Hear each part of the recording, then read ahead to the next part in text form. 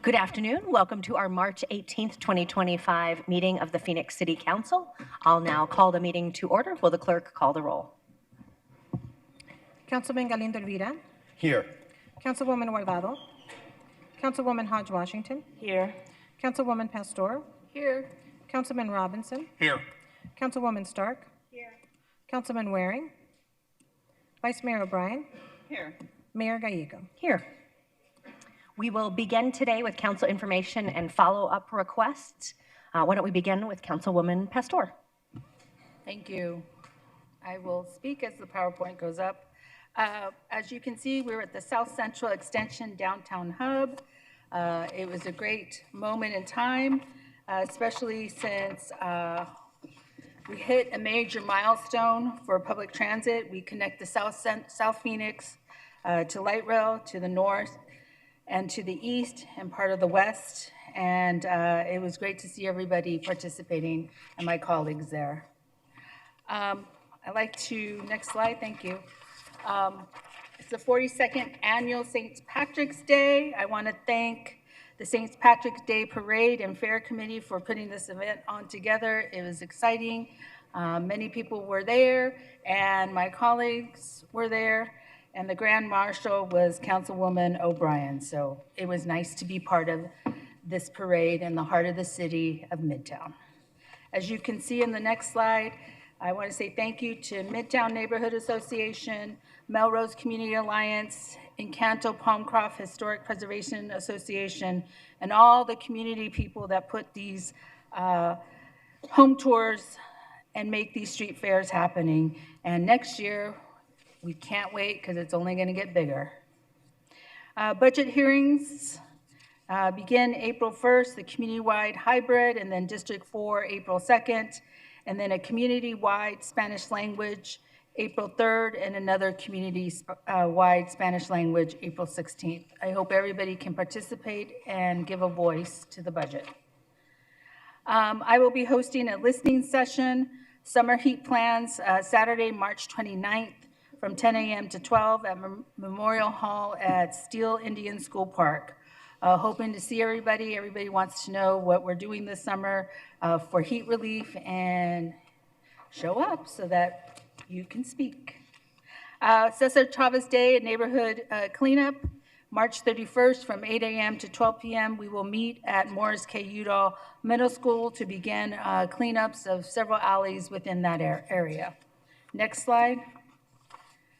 As we know, I would like to say a few words regarding Congressman Raul Grijalva. May he rest in power. Congressman Grijalva and my father shared a mission to uplift our communities and advocate for those whose voices often go unheard. I had the privilege of witnessing that work firsthand, and I had the privilege of him mentoring me firsthand. My heart is with his family, loved ones, and constituents. Of course, you can always contact me at 602-262-7447 or council.district.4@phoenix.gov. Thank you for the time. Thank you, Mayor. Thank you. We'll go next to Councilwoman Guardado, and then we'll bring up the District 8 PowerPoint. Councilwoman. Thank you, Mayor. D5 is bustling with activity as we prepare for spring. We have 3 exciting events that I would like to invite everyone from the community to attend. First, the Gated Alley program's installation of the 1,000th Gated Alley.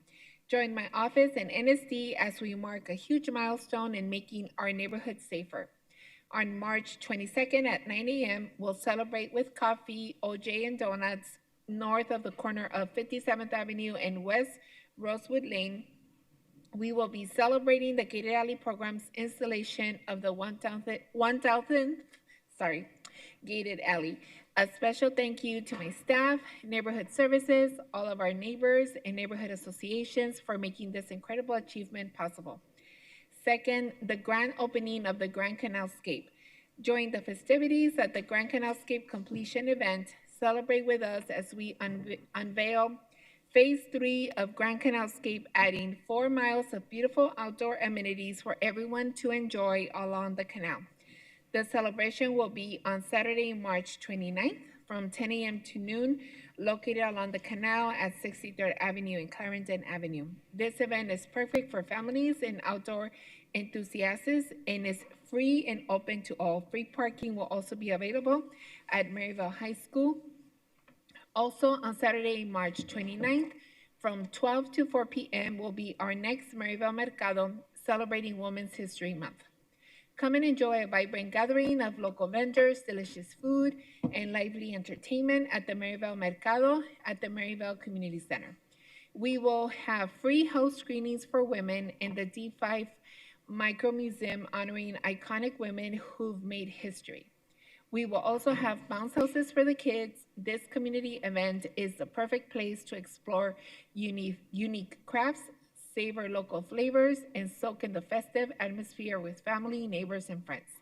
Join us for a fun-filled day and experience the best of what Maryville and all of our local businesses have to offer, and hope to see you guys all there. Thank you, Mayor. Thank you so much. We'll now go to Councilwoman Hodge Washington. Thank you, Mayor. There's been quite a bit going on since our last policy. I just wanted to highlight a few. Next slide, please. Last month, I had the pleasure of attending the annual Green Business Leader Celebration hosted by our Public Works Department Zero Waste team. It was a privilege to recognize incredible leaders from District 8 for their commitment to operate in a more environmentally responsible manner through sustainable business practice. I also was pleased to join other city leadership as we did the ribbon cutting for the new mobile career unit. It is a new innovation bringing job resources and workforce development directly to the residents. I personally saw many individuals standing in line and getting their interviews, so it's a great tool, and I was pleased to be there. Next slide. I also celebrated Black History Month with the community at Senior Opportunities West, where I connected with our seniors and reinforced my commitment to supporting their programs. It was a great time. If you missed a good time if you weren't there. We also participated in a candlelight vigil in South Phoenix where we gathered with law enforcement to honor the victims of gun violence. We acknowledge that every life lost is a tragedy, and we remain committed to reducing violence and ensuring a safer community. Next slide.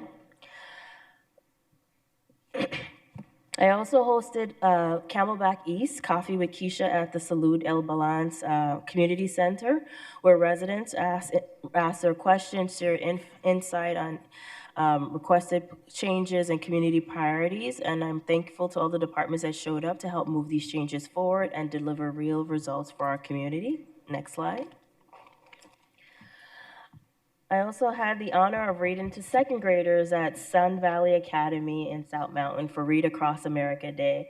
It's actually one of the fun things that we get to do in this role. It was heartwarming to inspire young minds and encourage a love of readers. And I recommend, if you haven't done it, to definitely read to our next generation. It is fulfilling in many ways.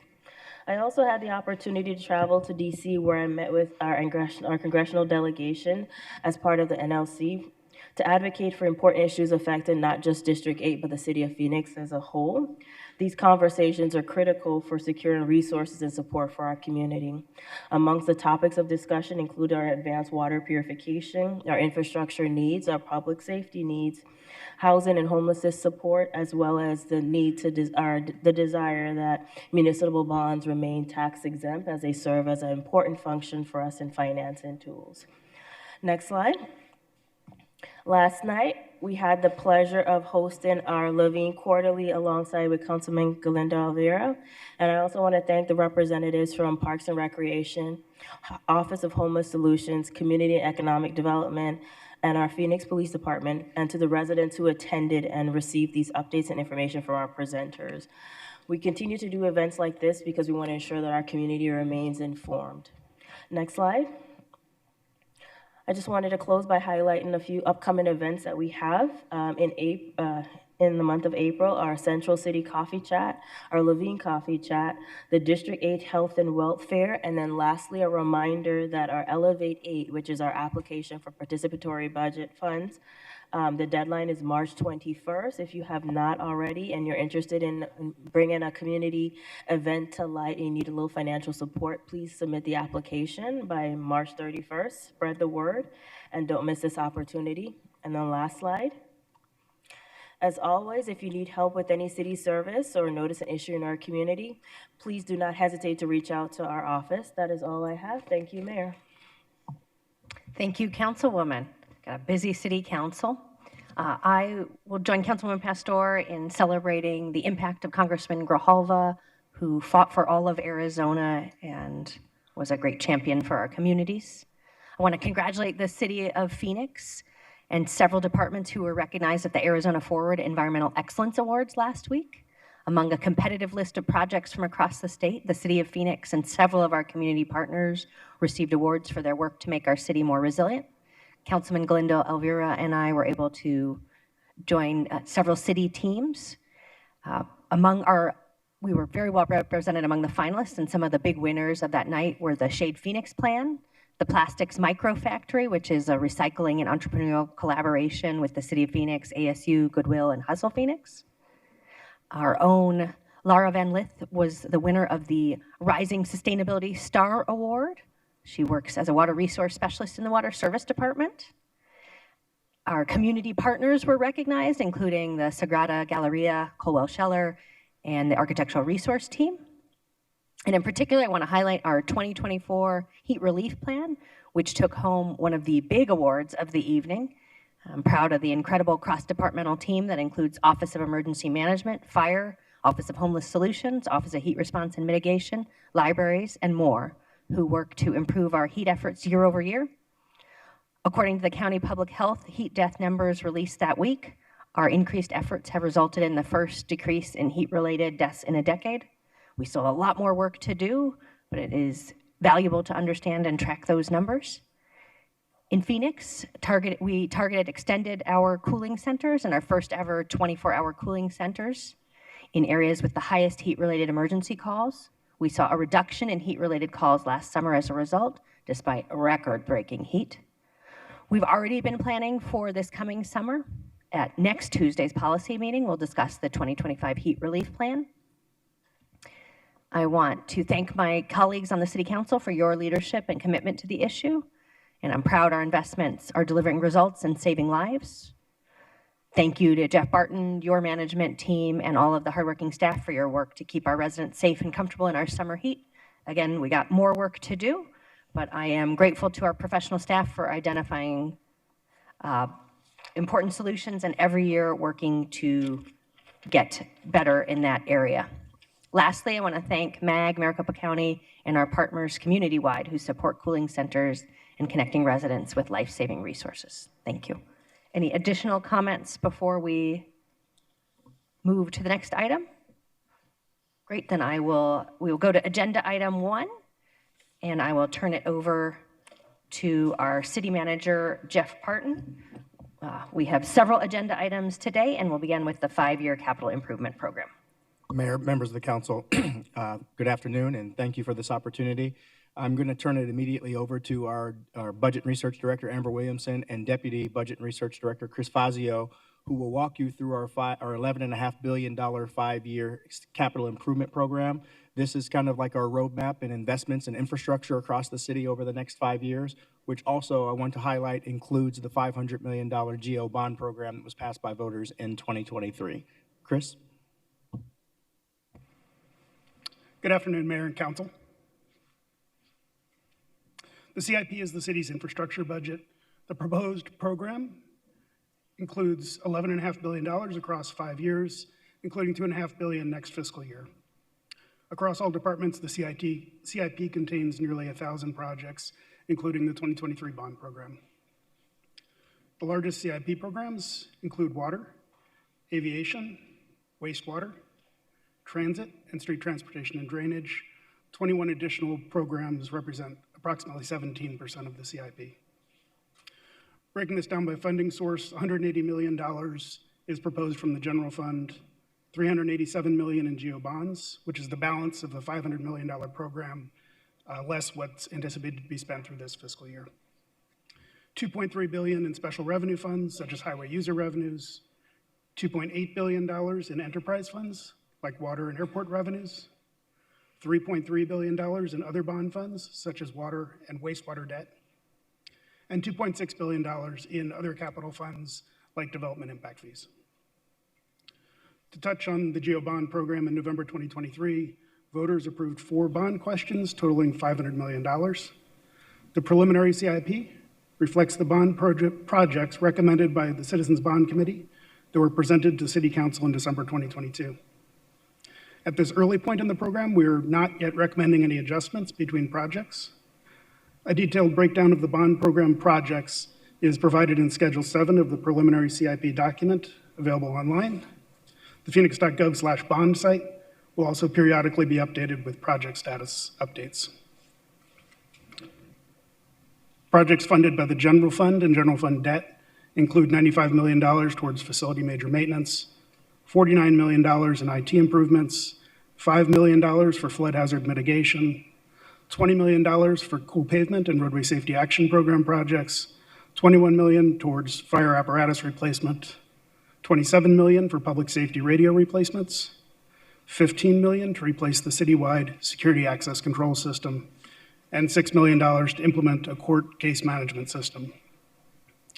Examples of other major projects in the program include improvements at Sky Harbor Airport, park upgrades, an enterprise time and labor system, bus rapid transit, bus acquisition and light rail expansion, street improvements, continuation of the pavement maintenance program, construction of new water and wastewater treatment plants at North Gateway, and other improvements to the city's water infrastructure.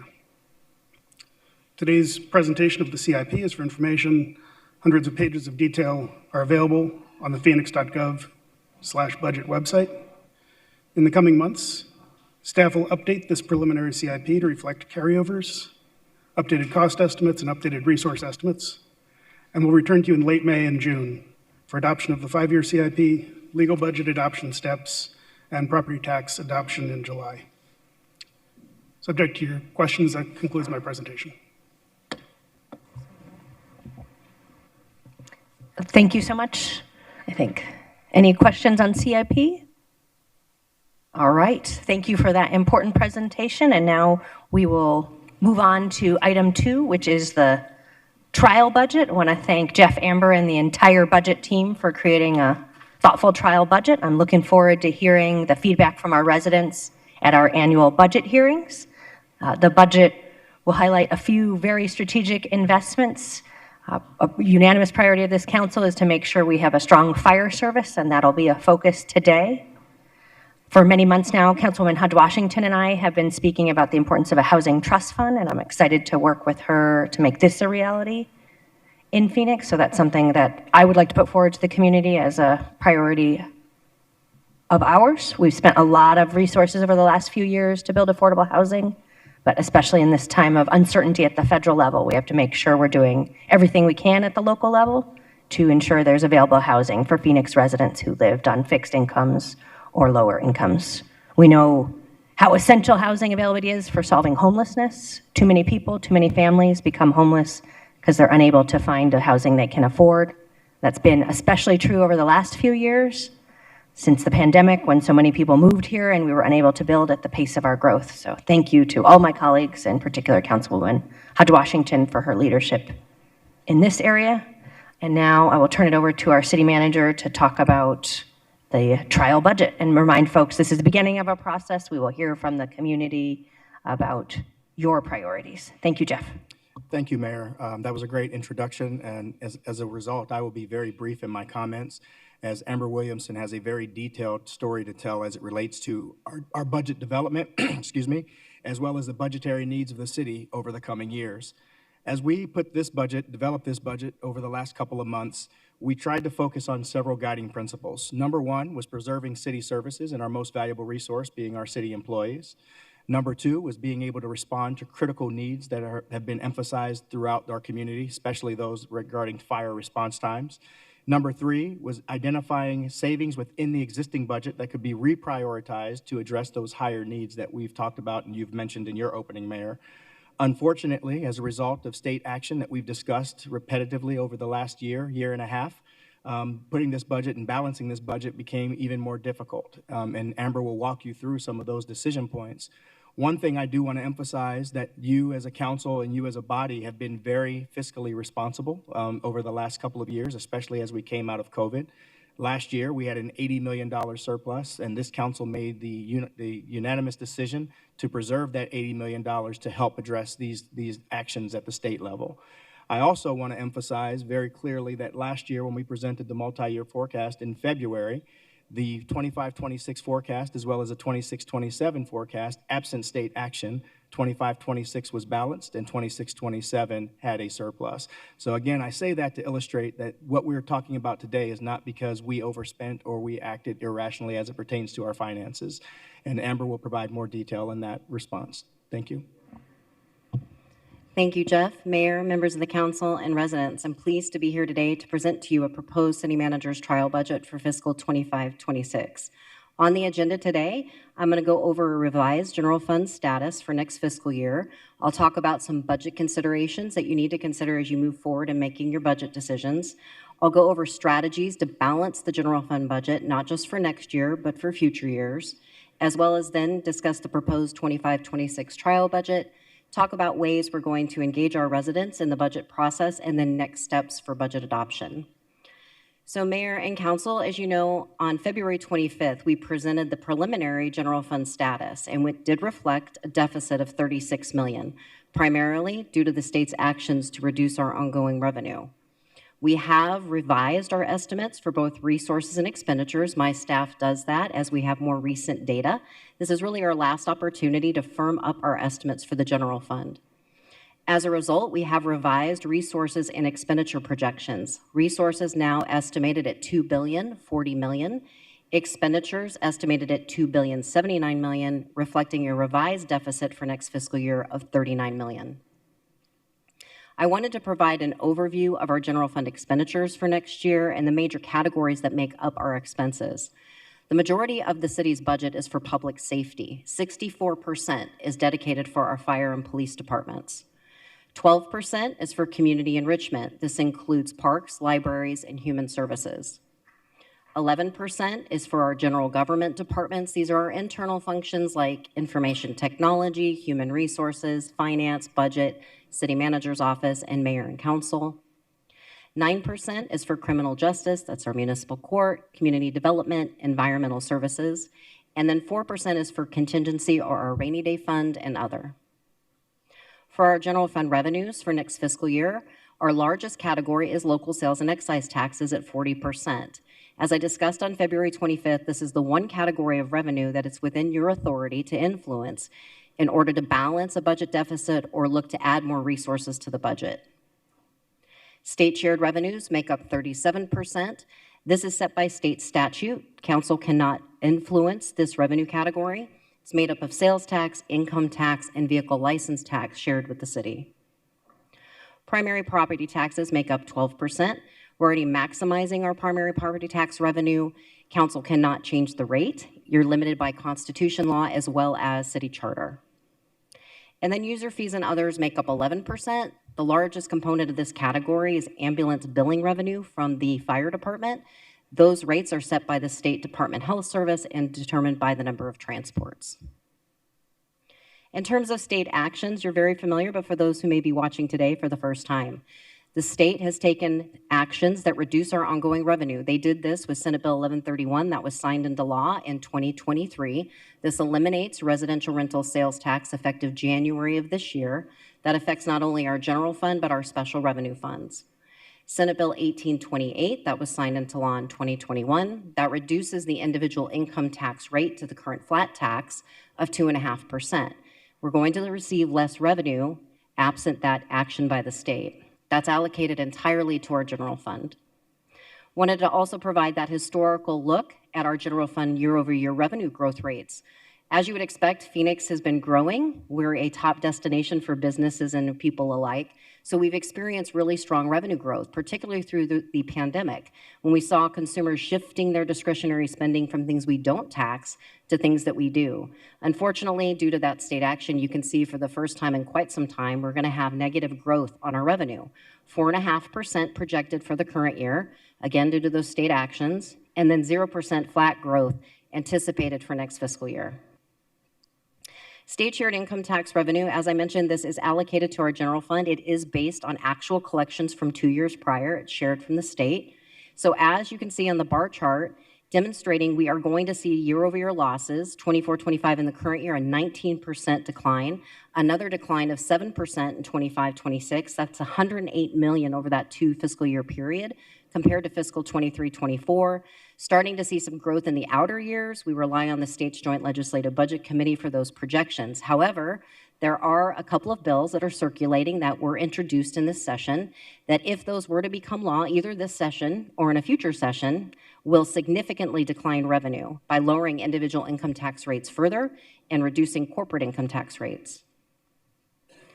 If you're very familiar with this table, this is the estimated losses from the state action on Senate Bill 1131 to eliminate residential rentals. So as you can see, to the general fund in the current year, it's a partial year impact, almost $20 million to our general fund and revenue loss, $37 million to all funds, including our public safety specialty, transportation 2050, and parks and preserves.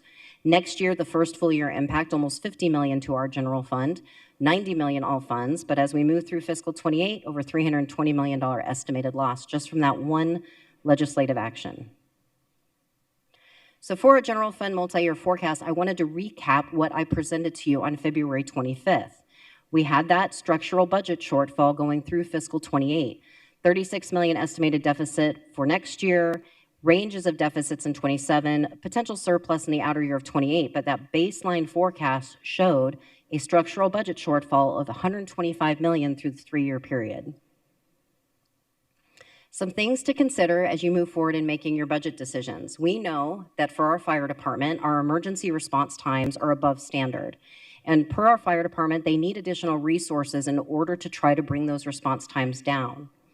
We also know for homelessness, because of expiring American Rescue Plan Act funds, we're going to need to move costs into our general fund to continue the work that our Office of Homeless Solutions has been doing to help not only those in our community who are unsheltered, but to address the impacts of homelessness on neighborhoods. Also, Proposition 312 passed by the voters. This is the public nuisance law. This allows a property taxpayer apply to the Arizona Department of Revenue for a refund of their property taxes if they feel a city or town has not enforced their laws or has allowed a public nuisance to continue. In terms of salary and benefits for employees, the council wisely chose to approve the class and comp study that we have implemented. That was a necessary investment to make sure that we can try to offer competitive salaries to attract and keep the best employees we can to deliver services to the community. This is an investment. It's an increased cost not only to our general fund, but to all funds. So we want to make sure that the budget has the capacity to pay for the class and comp. Other budget considerations, as you know, and we just went over, the voters approved the 2023 General Obligation Bond Program, a lot of exciting projects, sorely needed for the city, but that does bring increased operating costs. We have factored those costs into the projections that I showed you earlier, but we want to make sure moving forward that we don't go another 16 years without a GO bond program. So we want to make sure the city has the resources it needs to pay to open up new facilities. We also talked about that our general fund revenues, unfortunately, are slowing. We're starting to see that slow down in some of our sales tax categories like retail and construction contracting. We had to slightly lower our revenue projections, and I have factored that into what I've presented to you today. And then, as you all know, residents, typically they want more services. They want great service. They don't want less services. So we want to make sure we have the capacity in the budget to meet those expectations as well. And we're also dealing with a lot of economic uncertainty and volatility right now. So not sure where the economy is heading. Changes from the Trump administration in terms of tariffs or different trade policies, geopolitical conflicts, what the Federal Reserve might do to lower interest rates. We just don't know what that's going to do to the budget. So it is a risk to the forecast, as well as any further legislation from the state to either limit your local control, to reduce revenue, to increase expenses. I'm going to go over a few bills that have been introduced in the current 2025 session. Some of these bills are actively moving through the legislature. Some of them don't appear to be moving, but certainly could come back either this year in this session or next year.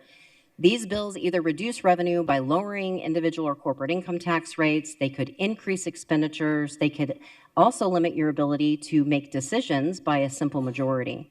I believe we have staff here from our government relations team who can also answer any questions that you have on any particular legislation.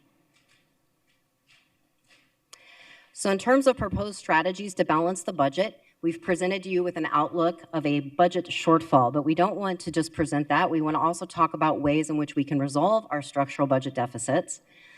But before I do that, I wanted to recap again some of the information I presented on February 25th about the growth that the city of Phoenix has experienced since 1980-81. It's pretty significant. Our population has more than doubled, now at almost 1.7 million residents, fifth largest city in the country. Really expansive geographic miles we cover now at almost 520 miles. Our calls for service for police and fire have also really increased over this time. While our city employees is higher today than it was in 1980, it's actually 1,000 lower than it was just before the Great Recession. And on a per capita per 1,000 population, we actually have fewer city employees today than we did in 1980. I think this one metric really demonstrates, I think, the control that the council and prior councils have had on spending in terms of trying to limit the size of the government. At the same time, you're having to meet a lot of expectations for service delivery. The next metric also showcases this: per capita general fund operating expenditures on an inflation-adjusted basis, slightly higher today than it was just over 40 years ago. But our per capita general fund sales tax per resident, lower today at $410 per resident than it was in 1980-81. So as you know, the city posted notice, as we're legally required to do, on January 15th, again on February 27th, that the City Council may consider increasing the transaction privilege tax and use tax rate effective July 1st from 2.3 to 2.8%. That is really to offset the ongoing revenue losses caused by state actions, to also provide necessary resources to add critical additions to the budget for the fire department and for homelessness, as well as to protect and preserve our current suite of programs and services in our general fund. Again, just going over some of the limitations that the state has placed on this council from your ability to increase revenue. You're not permitted to do luxury taxes. You're also not permitted, per Arizona Revised Statute, from charging certain transaction privilege taxes on things like sporting events by nonprofits, sales and warranties of service contracts. You cannot tax natural gas or LPG. You cannot tax audio or video services, as well as residential rental. We're also prevented from the Arizona Constitution, Article 9, Section 25, from taxing services, including childcare, financial and legal services, doctor and medical visits, home repair, hair and salon services, cleaning and landscaping, just to name a few. As well as right now, it's being considered to go to the voters November of 26. This would be to permanently eliminate the options for cities and towns to tax food for home consumption. Right now, the city of Phoenix is not taxing food for home consumption, but certainly other cities do. This is just to demonstrate, if this passes, it's another option that's not available to future councils to try and balance the budget. Wanted to also again provide the rate for our transaction privilege tax, a history. Our local TPT rate has not been increased since 1986, the portion of the rate that supports general fund programs and services. The TPT rate is currently 2.3%. It was last increased in 2016, specific for transportation. But as you can see in the table, it's been 1.2% for our general fund since 1986, increased over time for specific restricted purposes, like public safety, parks and preserves, again, transportation. So Phoenix, how do we compare to surrounding cities? Our base rate of 2.3% on our largest category, retail, for example, we're lower than 6 other surrounding cities. So if the council were to approve today increasing that rate to 2.8%, we would be equivalent with the city of Surprise and just lower than the cities of Glendale and Buckeye. Wanted also to provide as an example for residents who may be watching, what does that mean in terms of increasing the TPT and use tax rate on a taxable transaction valued at $10, $100, and $1,000? That incremental increase would be 5 cents, 50 cents, and $5. In terms of the proposed strategies, along with increasing that TPT and use tax rate to 2.8% effective July 1st, the city is also looking to use excise tax proceeds for primarily purchasing large capital and infrastructure for public safety. This is a common strategy that's used to alleviate immediate cash outlay from the general fund for large, significant capital purchases that have long extended useful life. It also assumes through our modeling that we would take $92 million available and basically say that, similar to what the council did last year with the $80 million, We would save the $92 million, allowing it to be used to balance 26-27 in the event it were to be needed. Also, we are looking to reprioritize the general fund budget. We asked our departments to really evaluate their current expenditure budgets, identify some reductions totaling $24 million that don't have a direct service delivery impact to our community. There are no filled positions, 18.2 vacant positions. This is primarily for non-personal services, things like contractuals, commodities, minor capital outlay. More detail by department is included in your City Council report in Attachment B. It's also available on our website at phoenix.gov/budget. Again, no impacts to direct service delivery. The proposed trial budget does include additions, $34 million, primarily for our Phoenix Fire Department. This includes converting 32 grant-funded SAFER positions to our general fund. The cost next year is $2.5 million. It's a partial year impact. Ongoing, that's $5 million. For our first GEO Bond Fire Station 15 at 43rd Avenue in Camelback, we need to start hiring sworn personnel to staff that station. Next year, partial impact of $2 million, ongoing $4 million impact to the general fund. And then for Office of Homelessness or Homeless Solutions, as I said, expiring ARPA funds. Next year, $4.5 million is needed. It is anticipated or expected that they'll need $26 million ongoing out of the general fund in order to continue the work that they're doing. Also included is a dedicated $25 million net new additional resources for our fire department, all with a strategy and goal to reduce emergency response times. This would provide the funding to add additional 134 sworn personnel, 19 civilian positions to the fire department. It's anticipated by the fire department that that would reduce localized critical emergency medical service times from 8 minutes and 30 seconds to 4 minutes and 25 seconds, with a minor reduction in citywide response times. So in terms of our 25-26 general fund status, if we were to do these proposed strategies and council approves the TPT increase today, our estimated resources with that additional revenue would be $2,172 million estimated, less expenditures of $2,155 million, for a total anticipated surplus of $17 million. That does also reflect updated projections from my office. This would be considered one-time money, so it is recommended by our city manager to take that $17 million and to set that aside in the event that it's needed for 26-27 or for other council priorities. The trial budget also includes, and it's included in your city council report today in attachment A, general fund and non-general fund position conversions. We do this every year. This is 37.6 full-time equivalent positions that are needed to continue. No additional funds are needed. The funding has already been identified in the proposed budget. This is primarily to take existing temporary positions and to convert them for departments including communications, finance, housing, neighborhood services, parks and recreation, police, and public transit and streets. So in terms of how we plan to engage our community, as we always do every year, I know collecting their input is very important to all of you. Ways in which our residents can participate, obviously they can go to our website at phoenix.gov/budget. We're going to be holding 12 community budget hearings. They can also email the Budget and Research Department directly at budget.research@phoenix.gov. They can call our office at 602-262-4800. They can follow us on social media at #PhoenixBudget. They can also watch all of the budget hearings live on YouTube or on Facebook. We're doing a lot of different ideas to try to get the word out, working with our communications office. We're doing social media ads, radio ads, putting information in our PAYS newsletter, putting flyers at our libraries and community centers. We also will be offering Spanish interpretation services at all of our budget hearings. So council, next steps in terms of budget adoption. Coming back on May 6th with the city manager's proposed budget. That's information only at that point. May 20th, we'll come back for city council budget decisions. I always highlight this date. Very important that the council makes decisions. We have to prepare a lot of information, state forms, prepare for public hearings. Moving into legal budget adoption in June. June 4th is tentative budget adoption. On June 18th, we'll do final budget adoption. And then coming back on July 2nd for the property tax levy adoption. And this does conclude our presentation, and we can answer any questions. Thank you and thank you to your team for all the hard work that went into this. We'll begin with the Vice Mayor. Thank you so much, Mayor. I appreciate that. Thank you for the presentation, Amber. When you presented on February 25th, the initial number was $36 million, and now it is $39 million deficit, correct?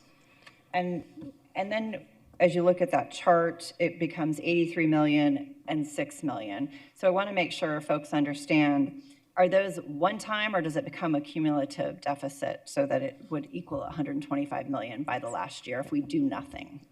Thank you, Vice Mayor. Mayor, members of the council, is an excellent question.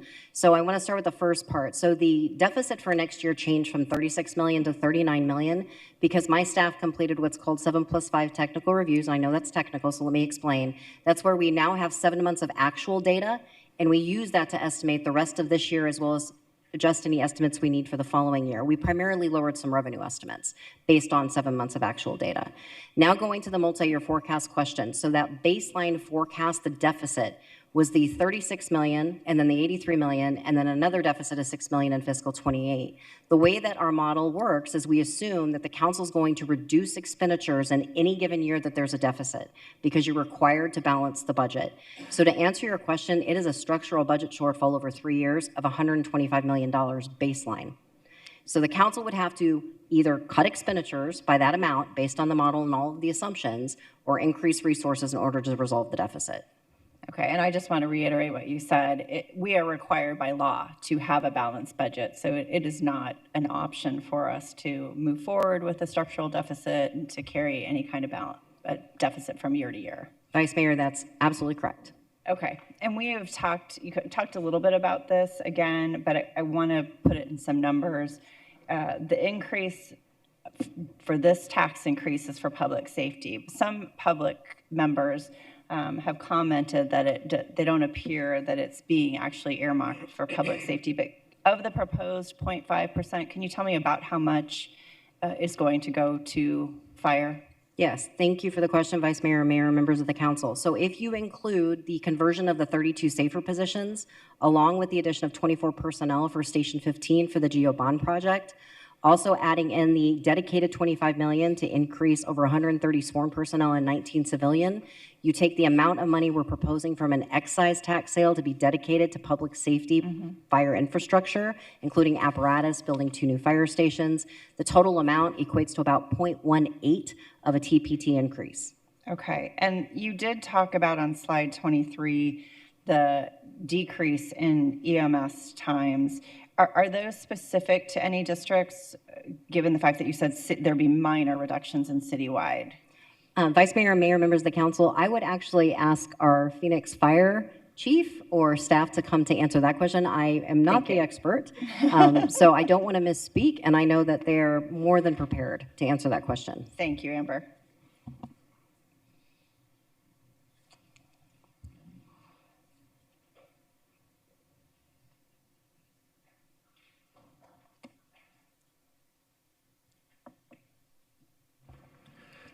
Mayor, members of the council, Vice Mayor, thank you for the question. As Chief Ochoa is getting prepared to answer that question, we did look at this from an overall aggregate response time as well as localized. And the question you asked is about localized response times for the resources that would be added if the TPT and excise tax was approved. So I'm going to have Chief Ochoa provide you with those response times. Thank you so much, sir.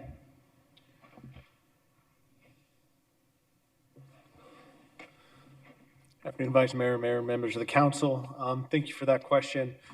When we look at the response times specific to the fire stations, there's Fire Station 71 and Fire Station 93, which we have prioritized specific to those areas. Fire Station 93, we are looking at in Council District 1 and also serves Council District 3. We don't have a location for that, but we are looking at west of the I-17, east of 35th Avenue along the Peoria alignment. With that, current response times based off 2024 data, we're averaging about 7 minutes.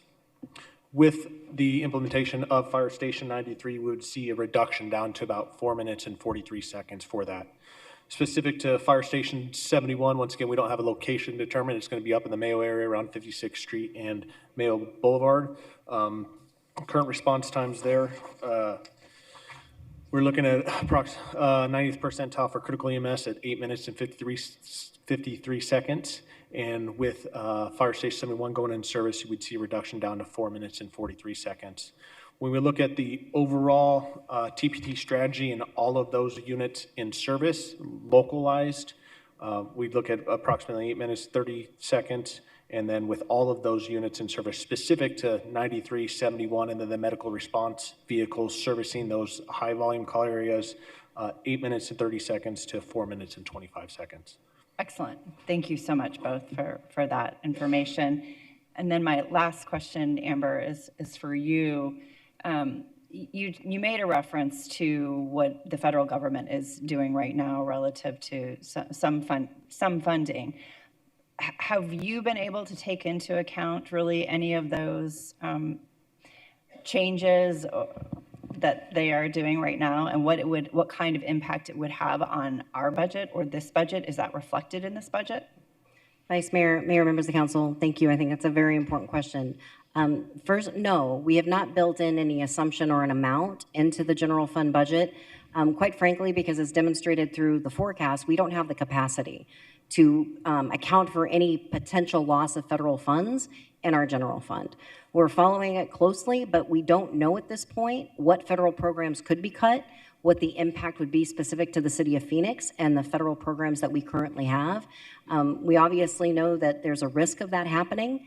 If it were to happen, I think it would depend on which programs were reduced or eliminated. And the council, I think at that point, would have to have a discussion or many discussions about what would the general fund look to try to absorb or have programs moved into the general fund in order to ensure that those wouldn't be cut or eliminated.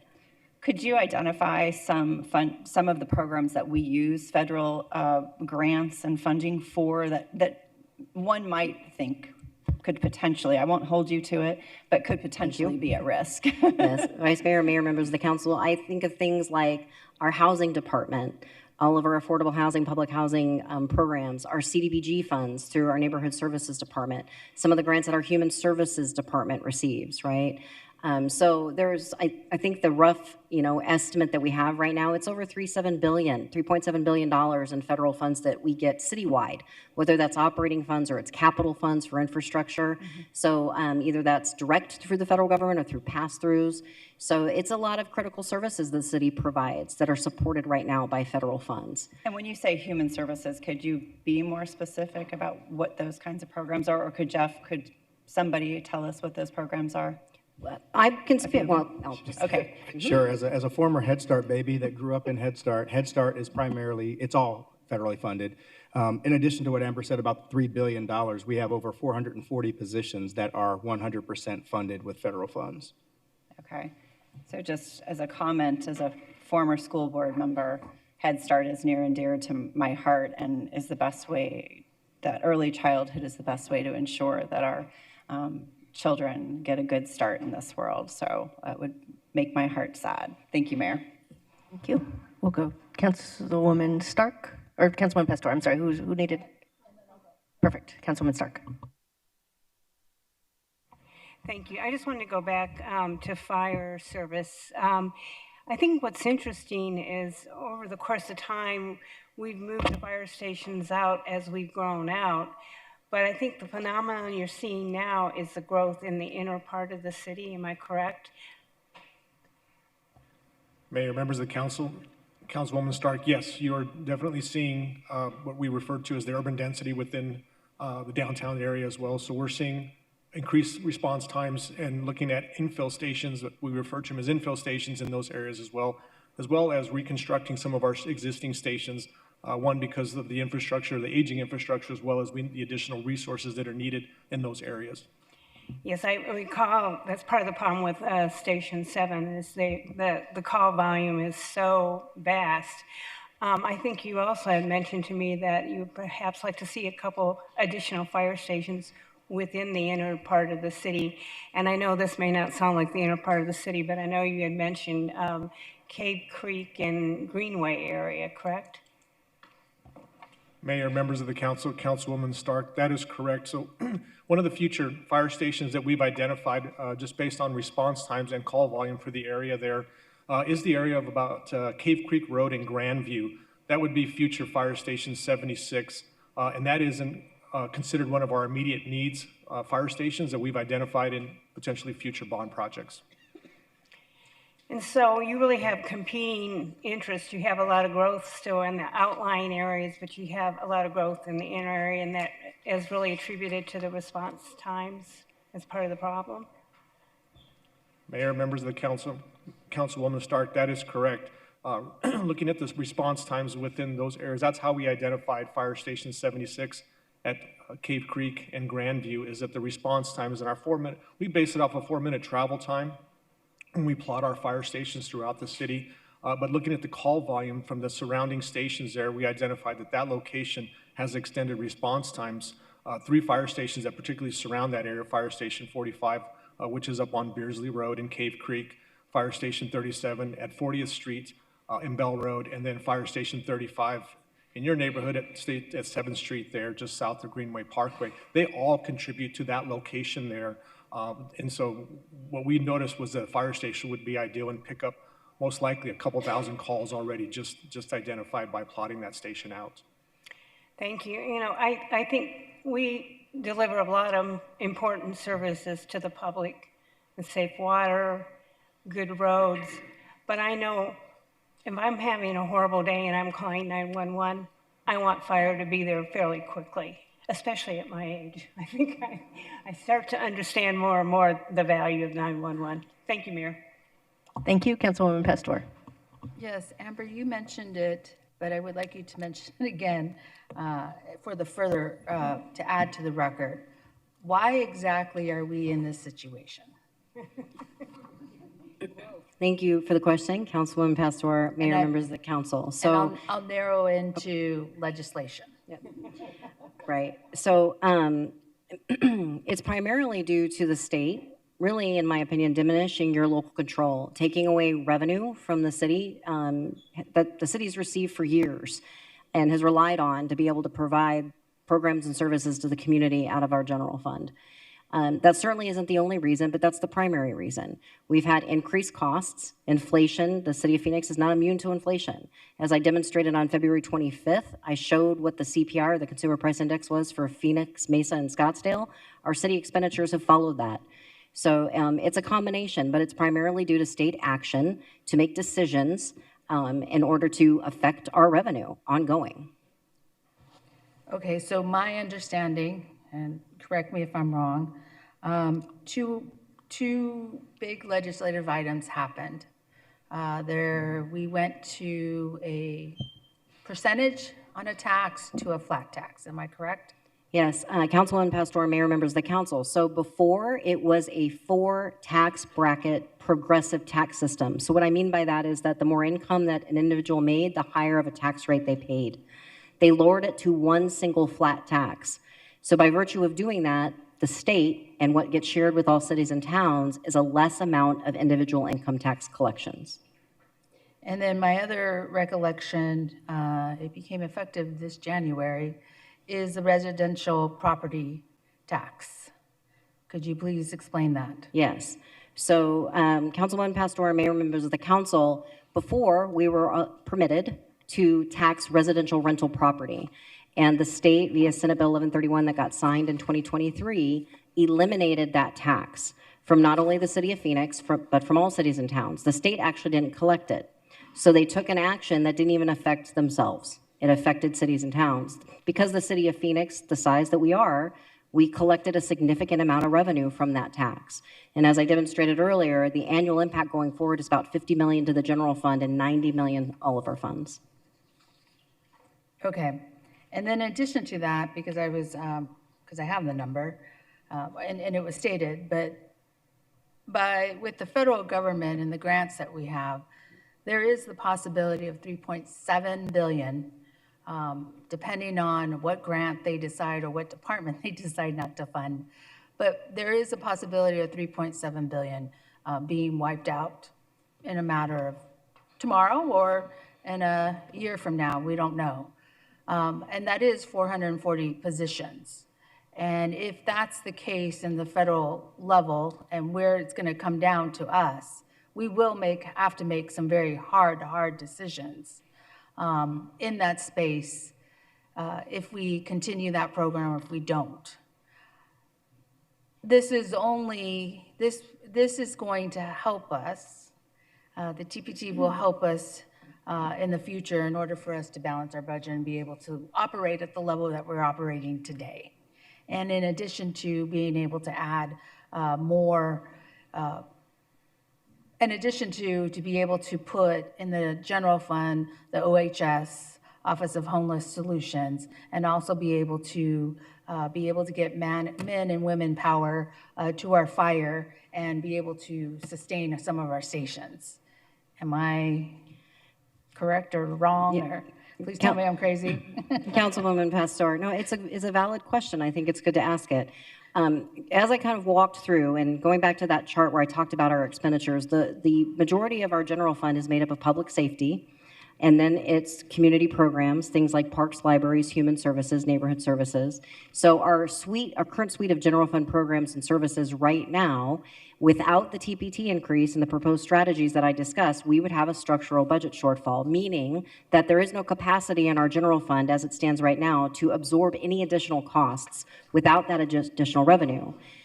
If we do those proposed strategies that I talked about, we have a chance at having a $17 million one-time surplus for next fiscal year in the general fund, again, to support our general fund programs and services, add additional resources for our fire department, and move those costs of the Office of Homeless Solutions into the general fund, and a potential surplus in 26-27 of almost $50 million.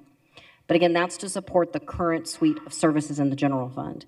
So to your point, if the federal government were to eliminate federal grant programs that the City of Phoenix currently has, it would be a difficult, I think, decision and a lot of conversations of this council to decide what are you no longer going to do in the general fund to accommodate having capacity to move current federally grant-funded programs into our general fund. There simply isn't capacity to absorb all of it. Thank you. Thank you for answering my questions. We'll go to Councilman Glendale Oviedo and then Councilwoman Hodge Washington. I yield to the councilwoman. Go to Councilwoman Hodge Washington and then Councilman Galindo Alvira. Thank you so much, Mayor. Thank you so much, Councilman Linda Vera. I want to start off, of course, by saying thank you to the City Manager's Office, the Budget and Finance Department, and all of the staff who worked so diligently to present this budget to us. I know this is no easy task. I appreciate the thorough analysis and the strategic planning that has gone into ensuring that our financial health while balancing the needs of our residents. As we review this budget, I just wanted to acknowledge the financial pressures that we are dealing with, has been mentioned before, has been caused by state action, not by mismanagement of any sort by the city council members. And the steps that we're taking today are not steps that we want to, but were necessary because of the state revenue losses. I believe we must remain vigilant in protecting our critical programs and investments that support our community. Sorry. One of the most pressing needs continues to be affordable housing and homelessness. And homelessness is a growing challenge here in our community. And I want to ensure that the true solution to homelessness is housing. Given the uncertainty that we hear about from our federal and state partners, I think it's essential that we as the city continue to leverage every tool and resource to provide stable, affordable housing for our residents. And whether or not that comes in support of our eviction legal services program, as well as I want to highlight the Housing Trust Fund. Those are vital tools in our toolbox to help aid in our efforts to expand and prevent homelessness, expand affordable housing and prevent homelessness. I think the Housing Trust Fund is not just critical to cover operational costs, but to also help us maximize every possible opportunity to expand attainable housing options, whether through development, occupancy, or preservation. I believe that it should be properly funded to help us be more proactive. We have seen that we cannot solely rely on our federal and state partners to provide that resource, and it has to come from us. So as we move forward, I just want to ask us to continue to explore how we can strengthen these efforts and maintain our commitment to housing accessibility. So with those prefatory comments, I will come into some of my questions.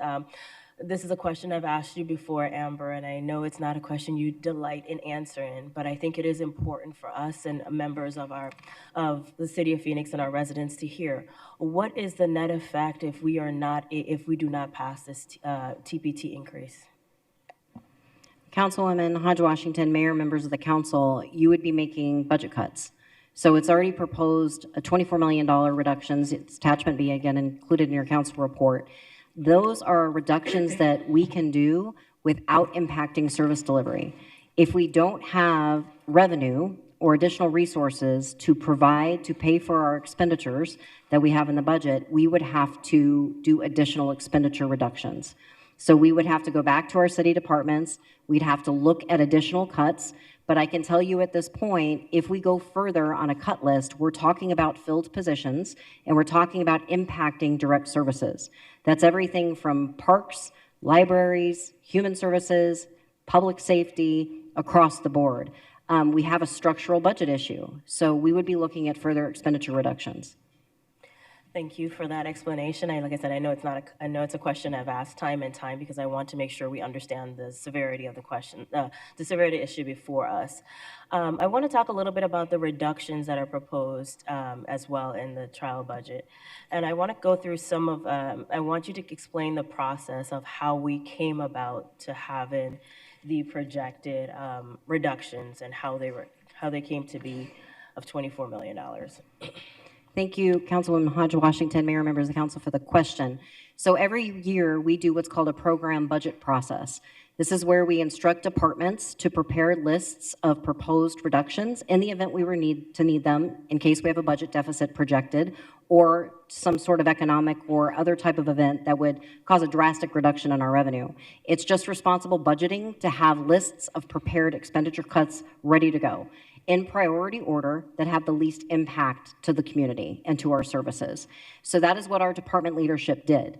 They knew, our city manager, through his leadership, told them, we need you to prepare cuts. We're dealing with a structural budget issue. So really comb through your budgets, try to identify in priority order where you could reduce in your expenditures with the least impact, whether that be to our employees or to our services to our residents. And that's exactly what our departments did. They really took that seriously. We took weeks working with them to try to identify commitment items, general ledgers, line items in their operating expenditure budgets that don't affect our employees and don't affect services. And so it's a combination of different things that the departments came up with to reduce their operating budgets. Overall, just to kind of put it in context, the amount, the $24 million, it's about 1% of the total operating budget for the city and the general fund. And I presume as part of this review process, there was an analysis done as to the effectiveness of certain projects under each department. So it was almost like a review of some sort by the department as to where their effectiveness could be improved. Councilwoman Hodge Washington, that's correct. That wasn't directed by budget and research or by the city manager's office. It was working with our departments, allowing them to tell us where could we reduce in your budget that will have the least impact to you. I don't want to minimize the cuts. It's not easy for any department to have to reduce their budget at all. But I do believe that the cuts that are presented before you today will have minimal impacts to those departments and will not affect direct service delivery to our community. Thank you. I'm going to ask you to walk through some of the cuts. I have some questions I think we want to get on the record. But I also wanted you to have an opportunity to respond to some critics that identify, as part of someone who co-chaired the Go Bond Outreach Initiative, one of the comments that we made to the public when we talked to them was there would be no new tax as a result of the bond initiative. And the question is now you are backtracking on that prior promise, which I see you shaking your head because I agree with you. It is not backtracking on that promise, but I want to give you an opportunity to explain or to respond to that criticism. Thank you, Councilwoman Hodge Washington. I would love to answer that question. So when we did our general obligation bond program, the $500 million in GO bonds that were sold to provide the resources to pay for those projects, that debt service is paid for by secondary property taxes. So when we talked about we can do this GO bond program, $500 million for all of these different projects without raising the tax rate, that was exactly what we meant. We did not raise the secondary property tax rate in order to do the $500 million GO bond program. Again, as our city manager mentioned, last year when we presented the forecast to you, if the state would not have cut our revenue that supports our ongoing costs out of the general fund, which is what's used to pay for operating fire stations and new community centers and new parks, things like that in the general fund, we would have been able to pay for the new ongoing operating costs for that GO bond program without a sales tax increase. So we did not increase secondary property tax rates to pay for the GO bond program. Thank you. To add that Amber kind of mentioned, but you also kind of teed up with your commitment to the GO Bond Committee, is when we were developing the GO Bond Committee, the projects that we asked for, we knew we only had a certain footprint of operating dollars available. So we structured the entire bond program around knowing how much money we had available for operating purposes. And so that's why it was really important for us last year when we presented the multi-year forecast to illustrate if those funds and those actions by the state hadn't been taken, we had the resources to do everything that we needed to do.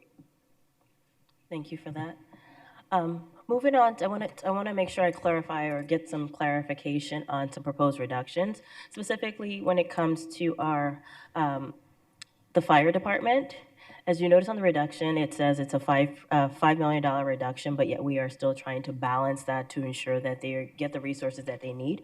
I think it might be helpful to provide some context to identify how this reduction does not minimize or reduce our responsiveness by our fire department, but allows them to have the resources necessary. Thank you for the question, Councilwoman Hodge Washington, Mayor, members of the council.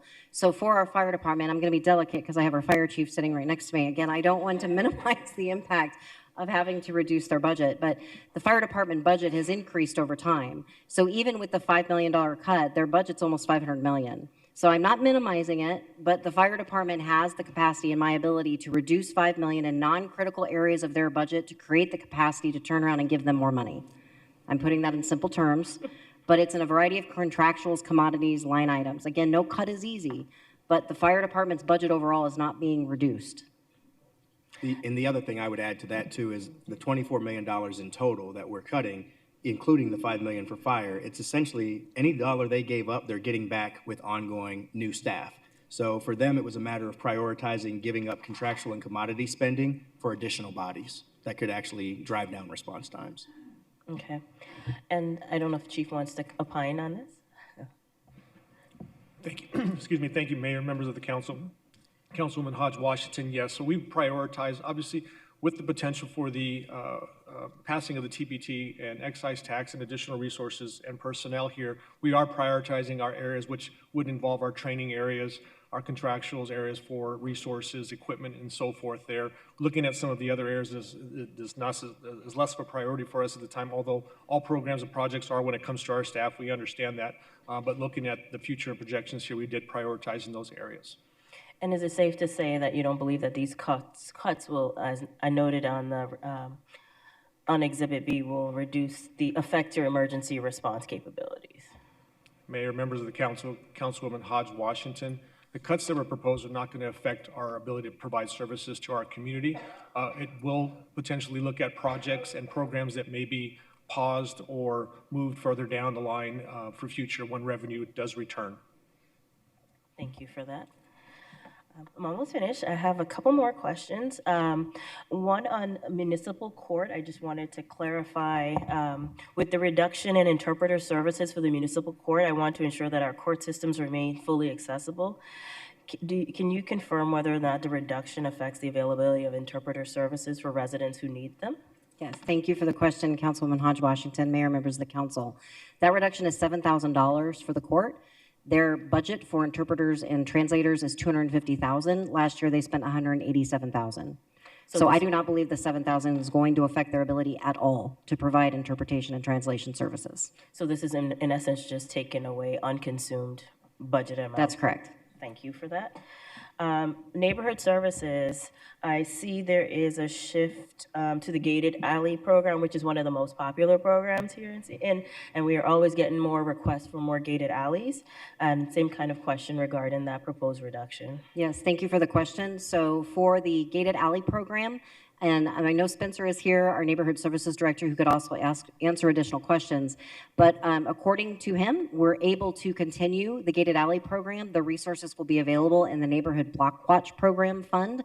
That fund has the capacity to continue the program without decreasing the number of gated alleys we plan to do over time. And in addition, I want to mention that with the TPT increase, the neighborhood block watch grant is part of the public safety specialty funds that would also receive additional revenue to help support that program. So there would not be any diminishment to the gated alley program from that reduction in the general fund. Thank you so much. And I have one last question. I just want to make sure I find the right page. Can you walk us through the elimination of the emergency backup child care program? Yes, thank you for the question, Councilwoman Hodge Washington, Mayor, members of the council. That backup program under the Human Resources Department actually never went live, if you will. It was never put into place. So reducing it is not having the impact in terms of we're not currently providing it to any employees with the city of Phoenix. It was never really implemented. Okay. Well, that concludes my questions. Thank you so much for the time. And I know this is an evolving document because we will hear some feedback from the community, which may shift a little bit our priorities. But thank you for the great work first draft. Thank you, Mayor. Thank you. Well, now we'll go to the councilman. Thank you, Mayor. Early on in this process, when I met with you, Amber, and with you, Jeff, we talked about the priorities at the fire department, and I expressed my concerns to ensure that we had the resources necessary to fund the fire department. And I'm really happy to see that the 32 safer positions are included in the budget, as well as addressing response times, because if memory serves me correct, Amber, response time for the fire department was one of the highest requests in last year's budget hearings. Thank you for the question, Councilman, Mayor, members of the council. That's correct. I mean, we did definitely hear from residents as well as our sworn personnel and our fire department the need for additional resources in order to not only bring down response times, but to help not put such a burden on our existing sworn personnel who are having to work additional shifts because we don't have enough positions. So that's correct. So thank you so much. I'm glad to see that you all have addressed it in this budget. That's all I have, Mayor. Thank you so much. So any additional comments? All right. So to summarize, we are beginning our city budget process. This is a budget focused particularly on public safety and fire response times. We will go out to our community and hear their feedback. Thank you for this important work. Now we will go to agenda item 3, the transaction privilege item. Will the city clerk please call the roll and read the 24-hour paragraph? Councilman Galindo Elvira. Here. Councilwoman Guardado. Here. Councilwoman Hodge Washington. Here. Councilwoman Pastor. Here. Councilman Robinson. Here. Councilwoman Stark. Here. Councilman Waring.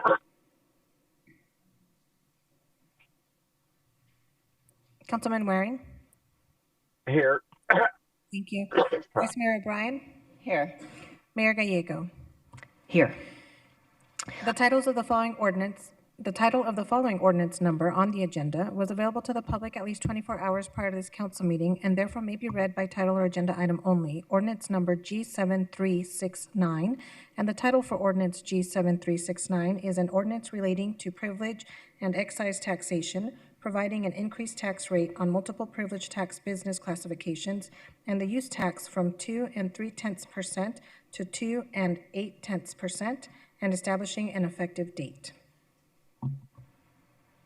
Item 3 is the public hearing on the proposed amendment to Chapter 14 of the Phoenix City Code related to tax rate. I now declare the hearing open. We will begin with Elisa Lyons, followed by Brian Willingham.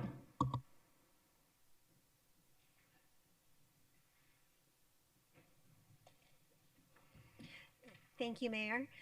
Mayor Gallego and members of the Phoenix City Council, my name is Elisa Lyons. I'm here on behalf of Valley Partnership. For the record, I am a registered lobbyist.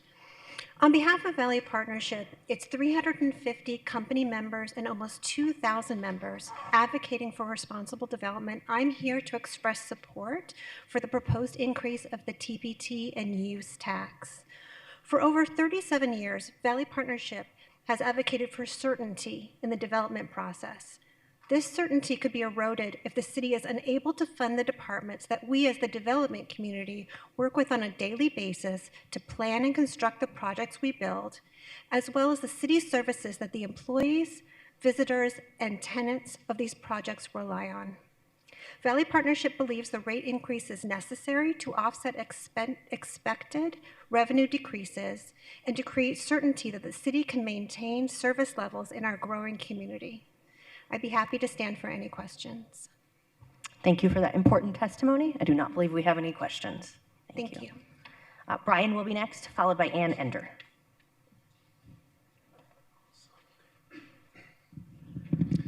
Mayor Gallego, members of council, thank you for allowing me to speak. My name is Brian Willingham. I'm the president of the United Phoenix Firefighters Association, Local 493, represent 2,900 firefighters in the Valley. 1,800 of those work in the city of Phoenix. Today's a landmark day. You did not create this problem. This problem has lied at your doorstep, and you're here to address it. You're in a leadership role. I'm urging you, and I rise in support of this tax increase. We're taxpayers too. Firefighters are taxpayers, police officers are taxpayers, we all pay taxes. I want to make it very clear. I need to thank a group of people. I need to thank the United Phoenix Firefighters, the 1,800 members out there working 365 days a year, 7 days a week, every Christmas Eve, missing birthday parties, doing what they can to serve this community. And it's terrifying as a firefighter. For 34 years, this is my third fire department. I've worked 20 years representing these members. They're the best in the business. They're the best on the planet. And I'll put that up against any fire department across this country and across this globe. I have given too many eulogies. I've given eulogies for firefighters that have developed cancers because of presumptive cancers on the job. Recently, we've had a couple pass. I take phone calls from firefighters that are suicidal because of the mental anguish they suffer from the duties that this job creates, that they love, by the way. It's a terrible thing to experience. But these men and women need to be acknowledged today. And your vote of affirmation to confirm this transaction privilege tax increase today will do exactly that. You will show them that you value them like I do. I also want to thank all of you for your courage in doing this. I'd like to thank Jeff Barton, Lori Bays, and Amber. They're amazing, and they're great to work with. They've done a phenomenal job. Please do what this community needs. It's a difficult decision. I know you'll take some criticism, but I promise you, everybody sitting in this room that's a taxpayer, this isn't on them. These cuts that the state legislature provided, they did that to us, okay? And they're continuing to propose additional cuts. I'm sorry I've taken up so much time, but these men and women that work on these streets deserve this. Please, I'm begging you, don't let them down.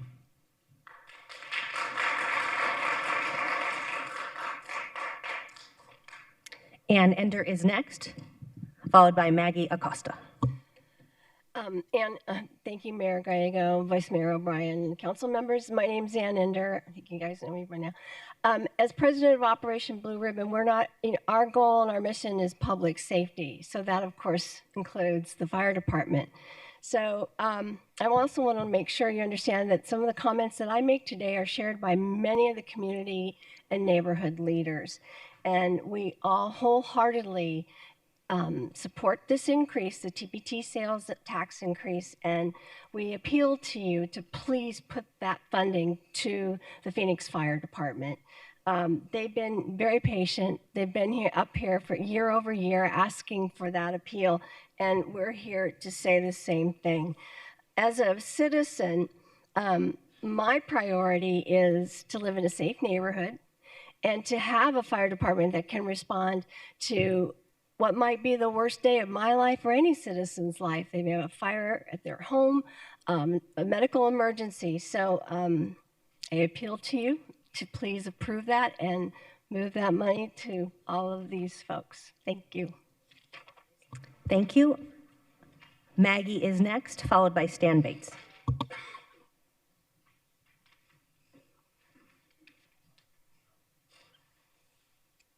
Good afternoon, Mayor and City Council. My name is Maggie Acosta. I'm a Phoenix resident from District 7. I'm a field director with Worker Power, and before that worked many years at Flying Food Group, preparing meals for the flights. I'm in favor of the tax increase to support city services because I want a strong city for my young grandson as he grows up. I want to be able to continue to take him to well-maintained parks. And as he learns to read, I want to take him to the city library to pick out books for him to explore. As a renter and working class person, I'm not generally excited about a new tax. However, the reality is that it is a very small price to pay to make sure essential city services get funding they need. Without this tax, I know the city will be forced to make cuts that will affect me and my family, and I know it will be impossible to fund new programs that would benefit renters like myself and my grandchild. Thank you. Thank you. Stan is next, followed by Patrick McDaniel. Good afternoon, Mayor, Vice Mayor, and council members. My name is Stan Bates. I'm a longtime resident of Phoenix, over 40 years in District 1. I've retired twice from the state of Arizona, and I do a lot of volunteer work for the city of Phoenix right now. I've done neighborhood groups. I've done community groups like Cactus Park Community Alliance. I've done the Phoenix Neighborhood Patrol, and I was a member of the Grant Oversight Committee until December of this past year. Normally, I'm not in favor of things like tax increases, but in this case, there's just no question. You've got to be able to do it. You've got to be able to maintain the public safety of this community. And on a personal basis, I've had to use the fire department 3 times in the past 2 years to come to my house and to take me to the hospital because I just wasn't able to do it. And so I very appreciate what they do, what the Phoenix Police Department does, and please, anything that you can do to pass this to make certain that we can continue to have good public safety is very, very important. Thank you very much. Thank you so much. Patrick is next, followed by Orla.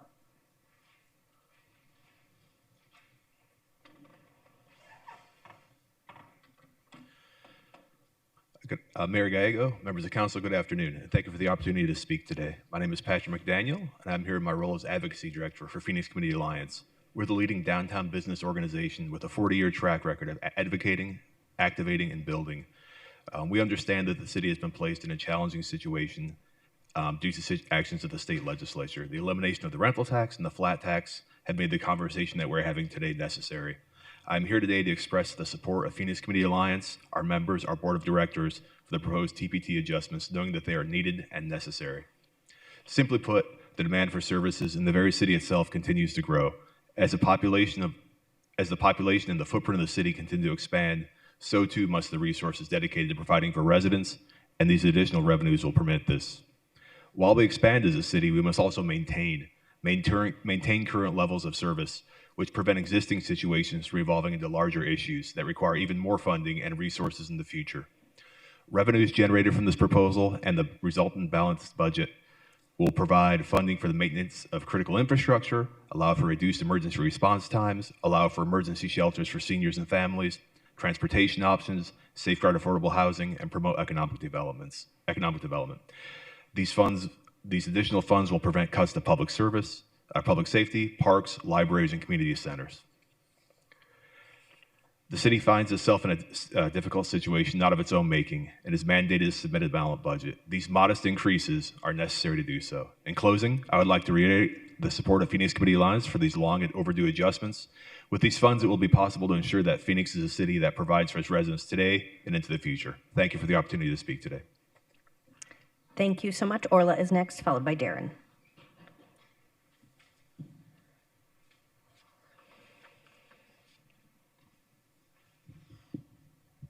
I have been pleading with the city of Phoenix for years because Phoenix Fire has been running in crisis mode for at least 10 years. I've met with both city managers, Councilman Waring and Chief Duran, showing them endless examples of long response times, double and triple the national standard, even presenting them with the case of a woman who died in my district due to a long response time, only to be told that the city doesn't have the money to solve the crisis. However, the city has no problem spending $50 million for shade trees, $27 million on pools and splash pads, and $20 million on a multicultural center, just to name a few. Why does the fire union president stand before you year after year stating the same problems and nothing is done? The only thing that changes is our population growth. Now the city wants a sales tax under the guise of solving the fire department response time crisis, but that money is going to the general fund. Stop taking money on the backs of firefighters to push your narrative in an attempt to recoup your budget shortfalls. Stop blaming the fire crisis on a rental tax cut that just went into effect this past January. This is just another excuse to use the fire department to get money, give them a small amount, and the city takes the rest. Don't tell the taxpayers that this money is going to solve the fire crisis. What you are giving the fire department will never solve the issue. Only fully funding the fire department first, before the city spends a dime on anything else, will solve the crisis. The city told voters a past food tax increase in the 23 go bond would solve the fire crisis. We cannot tax and go bond our way out of this. In fact, voters are paying for the 23 go bond, yet it will take years before the stations go into service. The priority of the city of Phoenix should be public safety. That has to be put before trees, pools, and cultural centers. And I will put the leadership under a microscope until it properly funds our firefighters and first responders. Thank you. Darren is next, followed by Rick.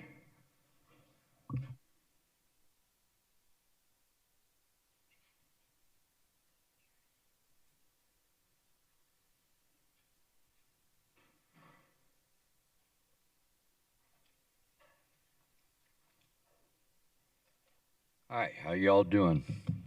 My name is Darren. I'm a member of the Take Back Our Homes campaign here in Arizona. We are here today to support the marginal tax increase to keep the community services running and provide funds for legal assistance and right to counsel. Right to counsel will keep more tenants in their homes, reduce eviction rates, reduce homelessness and prevent evictions, and we need to fund it. You really can't say all the 87,000 evictions last year were fair and above the board. Even if only one eviction wasn't fair, that's one too many. With more and more people being scared about their future lately, it's going to get worse. You can't keep evicting people. You're putting them further in debt and forcing many into homelessness. They need a right to counsel. You really need to consider this. Thank you.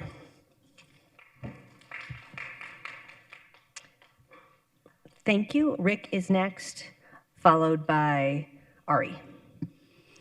Good afternoon, Mayor, members of the council. My name's Rick Neymark, and I live in District 7. Let me first just thank you all for your service to this community. And I want to especially thank my councilman, the interim councilman, Galindo Alvira, because he's only going to be here another meeting or so. So I'm here, as you know, many of you know me and know that I worked here for 29 years. I actually came in 1986, the last time a sales tax was increased in this city, so right before I got here. So the city's changed a lot during that time, and you've had a 100% increase in population, a 60% increase in square miles, a 250% increase in calls for service for the fire department. Yet you haven't increased taxes to deal with those issues. The only time taxes have increased in that time period was when there was a big leap you needed to take, like buying thousands of acres of preserve that were going to go away, or special projects like the transit system, the light rail system. But now you are faced with a situation where you're not really raising, I don't look at this as you raising taxes. I look at this as the legislature mandating you to shift taxes from one source to a different one. Basically, it's moving from the rental tax and the income taxes to a sales tax. The revenue's going to be pretty neutral. And so what does that mean? It means that, well, that might not be my favorite tax compared to the other ones. The burden will, still be there for people.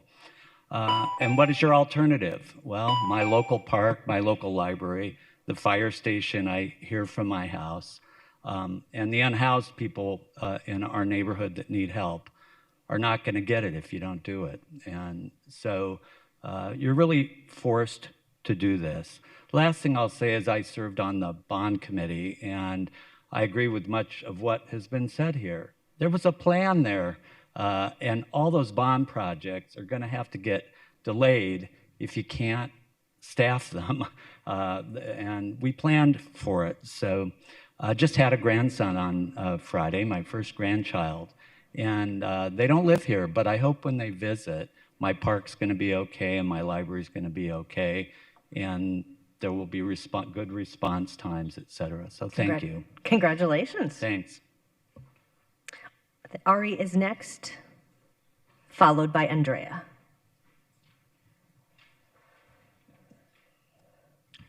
Good afternoon, Mayor and Council. My name is Ari Barung-Huber. I'm a former bartender with HMS Host at Sky Harbor Airport, and I'm a proud member of Unite Here Local 11. I am also a resident and a homeowner here in Phoenix. A few months ago, my family was unfortunately woken up by the sound of smoke detectors at about 1 in the morning when a fire broke out in our home. Within minutes, actually, 2 fire trucks were on the scene, and thanks to their quick response, their professionalism, their kindness, the fire was contained and put out before it could spread anymore. It's moments like these that really make you realize just how vital it is to have fully funded fire and rescue services. It's something you never hope happens, but when it does, the presence of firefighters is an immense source of peace of mind. And it's only possible because of the public city services that Phoenix provides. Our fire department is one of the many vital services that working people rely on. As an organizer with Unite Here Local 11, I can share that many of our members also use City Phoenix services, whether that's fire, whether that's rental assistance. When most hotel work was suspended during the pandemic, workers were able to keep their home because of the city's mortgage and rental assistance programs. Dozens of airport workers have the peace of mind that their children are safe and taken care of while they work, thanks to Phoenix's airport daycare program. These services enable hardworking Phoenix residents to stay housed, lead full lives, and have access to affordable quality daycare. Please vote yes on the proposed increases. Thank you. Thank you. Andrea is next, followed by Sebastian. Hi, good afternoon, Mayor and Council. My name is Andrea Luna with Take Back Our Homes campaign. I am here to express our support for the proposed tax increases. The measure is not merely a fiscal adjustment, it is a vital investment in the stability and well-being of our community. We need to address the structural budget gap. This will ensure that the council is in a position to allocate local funds to establish a right to counsel program so that we can provide essential legal aid to tenants facing eviction, a need that has reached unprecedented levels in our city. Currently, federal funds have been temporarily supporting eviction legal services, but these resources are insufficient to meet the growing demand. Without dedicated local funding, many of our neighbors remain vulnerable to losing their homes without proper legal representation. We know these funds, although not yet approved, have already been accounted for by other departments in the city who have historically been well invested in. We need to make sure to make the investment in legal assistance and lay the groundwork for a right to counsel program, which has not been reflected in this trial budget. As a part of Take Back Our Homes, by endorsing this tax increase, we are choosing to invest in the security of our residents and the future of Phoenix. It is a commitment to fairness, dignity, and the belief that everyone deserves a place to call home. Thank you. Thank you. Sebastian is next, followed by Victoria. Hi, Council. Good afternoon. My name is Sebastian del Portillo. I'm here with the Take Back Our Homes campaign. We are here to advocate a yes vote on the transactional privilege tax. This tax needs to be leveraged to cover the gap due to the politics of the state, right? I think it's very clear here that we're having to do a bunch of shifts and moves because the state is choosing to fund corporations, fund rich people, and cut taxes on the very rich and pass those taxes onto us. So generally, I don't agree with regressive taxes or sales tax for working class people, but in this case, I don't believe we have an option. So I really hope that you do pass this TPT tax because I think we can all agree that community services that we have are incredibly important, including fire. And I think one of the things that are on tap that, Councilmember Hodge mentioned is legal assistance in evictions. As you all know, we've been advocating for a right to counsel in the city of Phoenix. This is an evidence-based solution to stop the forced displacement of our communities, right? And I don't know who the lady's name was, that she's against trees and splash pads and things that our community needs. That's ridiculous. We're here because we need broad community investments. And I think it's very apparent that stopping evictions is incredibly important to our community, our constituents. We had an event where over 100 people went to support Right to Counsel last week. They wrote letters to you, Mayor Kate Gallego, over 30 letters that we're excited to hand over to you. And I'm glad that affordable housing is a priority for you. Stopping evictions should be as well, right? We're talking about critical needs. Stopping evictions is a critical need. $3,200 on average is the cost burden for families that face an eviction. 238 eviction filings are happening in Maricopa County every single day. This TPT comes to make up the gap, but it's an opportunity to leverage the remaining $17 million that are here to give legal aid to people that need it and stop the mill that is eviction court. Thank you. Thank you. Victoria is next, followed by Margaret.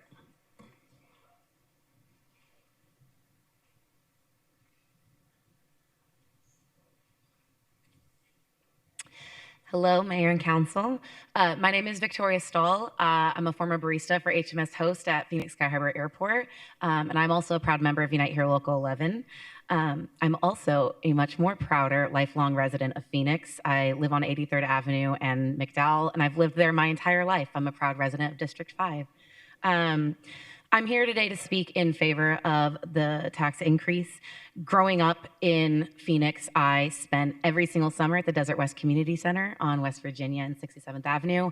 I have very fond memories of going to summer camp. I grew up playing basketball and t-ball and kids pitch and coach pitch throughout the city. And I learned to swim in the city pools. These services were vital to my childhood, and I still look at them with extremely fond memories. But more importantly, for my mom, who was a single mother of 2 kids, these programs and these centers were the only way she would be able to actually provide these opportunities for me and my brother. There were numerous times where I learned how to be a functioning member of society, where I learned how to work on a team, where I learned how to be a kid, and I was able to do that because the city provided those opportunities.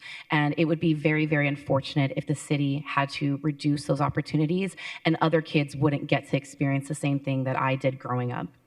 The reality is that this city tax increase isn't approved, that these city services are going to be cut, and I, for one, don't want to see the Phoenix City Council have to make decisions and have to think about these tough choices. We're a city of working class families, and it's essential that we provide these opportunities to kids and for the next generation. If that means that I have to pay a little bit more in city sales tax, I'm more than happy to do that because I wholeheartedly believe that these are the services that we should be providing, not reducing. Thank you. Thank you so much. Margaret is next, followed by Evelyn.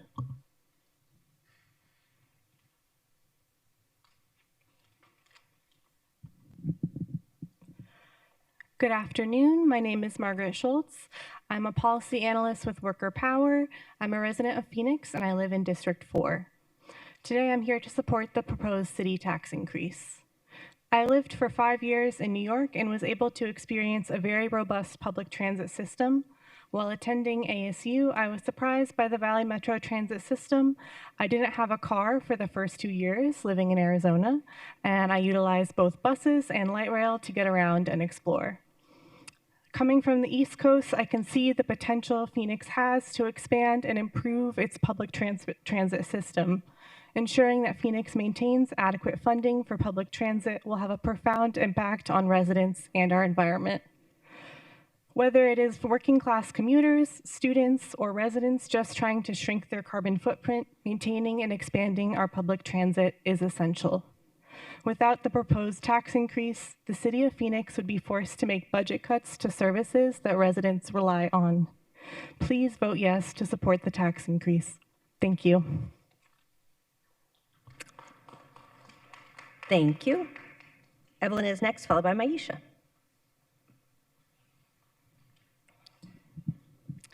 Good afternoon, Council and Mayor. My name is Evelyn Castillo. I am the Phoenix community organizer with Organized Power in Numbers and the Take Back Our Homes campaign. We are here today because we support a marginal tax increase to keep community services running and provide funds for legal assistance and a right to counsel for people facing evictions. Like it was mentioned earlier, legal representation for tenants is an evidence-based policy solution that reduces homelessness and prevents evictions, and we need to fund it. Right to counsel is a necessity. My family and I have personally experienced wrongful evictions and having no other option but to live in our car when we had nowhere else to go. I was only 7 years old when I experienced this for the first time, and even almost 18 years later, my family and I have yet to have stable housing. Homelessness and unjust evictions is a reality for a lot of families, children, and our neighbors here in Phoenix. We listened to hundreds of stories, collected data and feedback from community around where tenants need the most support, and wrongful evictions came out as the key issue. The Take Back Our Homes campaign has spent the past year educating the City Council and the community about the eviction crisis and the importance of legal representation for tenants. Our goal is for Phoenix City Council to pass an ordinance enacting a right to counsel program and ensure that it is properly funded. And we also invite the council members that have not met with us to do so, and just want to appreciate y'all and thank you for your time.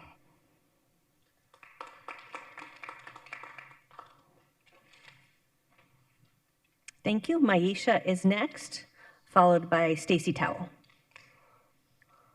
Okay, good afternoon. Hi, Mayor, council members. My name is Miesha Fish.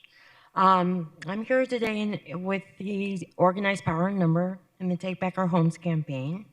I'm in support of the marginal increase to keep our communities, marginal tax increase, to keep our community services, provide funds for legal services, and the right to counsel. I've experienced the tragedy of hardship and the eviction process. I am a woman with disabilities, including autism. I survive on a monthly income of Social Security disability.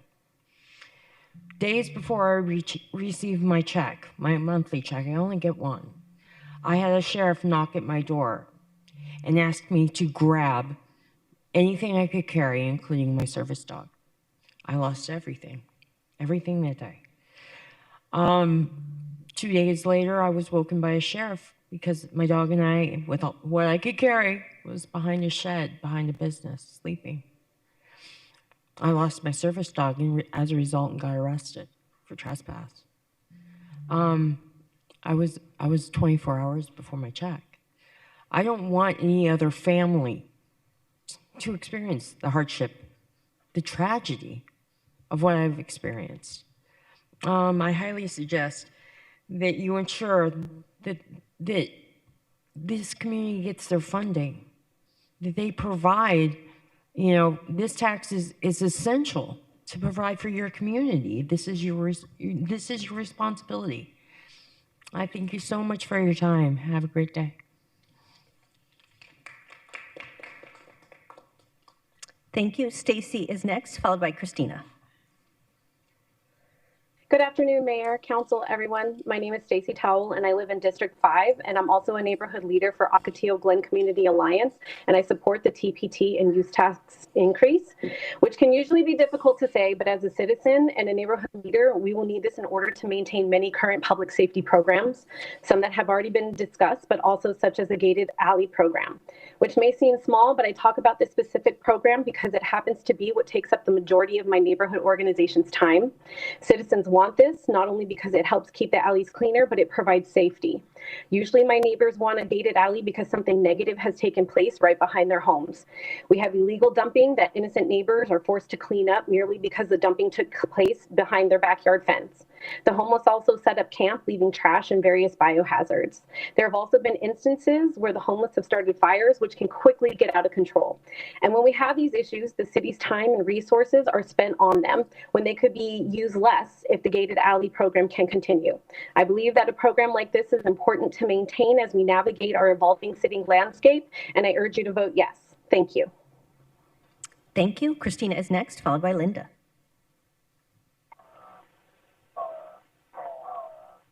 Hi, can you hear me? This is Christina Gallardo Sanidad. I'm Yes, a we resident can. We in can hear someone District else 5. too. Oh, you hear the baby. Got it. Congratulations. Thank you. Thanks. Thanks for the opportunity to speak, Mayor Gallego and members of the City Council. My name is Christina. I'm a resident in District 5 and a board member of the North Glen Square Neighborhood Association. I wanted to speak today because I'm very concerned about the budget shortfalls that have been discussed today and the possible impact on city jobs, staffing levels, essential city services. The presenter in regards to item 2 nailed it when she said residents want more services, not fewer services. And here I'm willing to settle for maintaining the current levels, which is not something I thought I would say. But as a representative of my neighborhood association, I can tell you that public service is a major concern among the neighbors. And we dedicate a lot of our time to, in the neighborhood meetings, to the Gated Alley program and the Speed Hump program, and also talk a lot about the Phoenix Cares program, all which have brought the neighbors a tangible sense of safety.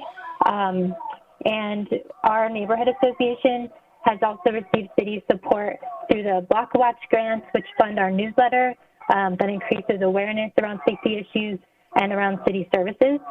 We received the Love Your Block grant, which has helped to build pride and involvement in our neighborhood, and the Tree Shade program, which has brought more trees to our park and our community. The city grants and the city's programs improve the safety and livability of our community, and for that reason, we support maintaining the services at the same level and investing in them. My family also heavily relies on the public libraries, the parks, community centers, and pools. And I know that these are the types of programs and services that could be hard hit if we don't address the budget shortfalls. So for the health and safety of our families and neighborhoods, I urge you to continue investing in our communities by passing the rate increase so we can fully fund and maintain our current level of city services. Thank you for the opportunity to speak. Is your microphone on? Turn your microphone on and say that again so she can hear you. I said best comment ever. That was awesome. I also think we might have set a record for youngest testimony ever. But I like that we've had a baby theme today. It seems beautiful as we talk about the future of the city. Linda is next, followed by Vivian. Hi. Hello? Hello, we can hear you. Hi. Welcome. Okay.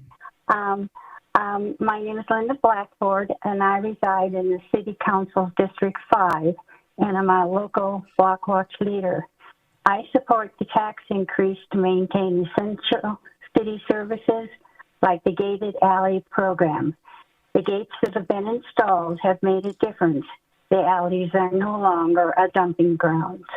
This tax increase will make it possible for the remaining communities who have signed up for the Gated Alley, for the Gated Alley for the Gated Alley program to get the gates for their neighborhood. I support this tax increase completely and hope you will agree to the program, complete the program. Thank you for letting me speak today. Thank you, Linda. Vivian is next, followed by Mike. Hello? Good afternoon. Am I on? We can hear you. Good afternoon. Oh, yes. Good to hear all of it going on. My name is Vivian Baye. We have lived here since 1969. That is a total of 56 years. Have a lifetime. Came here, transferred, my husband was transferred here with his job. Fell in love with the city of Phoenix. For many, many years, I thought this was the best. When the time came to retire, no. Why? Because this is a city with the best services, the best of everything, the best personnel in every single department. I I am, every day I notice that. Our police officers are the top of the top. So are firemen. As many, with all the years I've lived in the same house, had the opportunity to, had to call them for whatever reasons. And they were A1, they always are.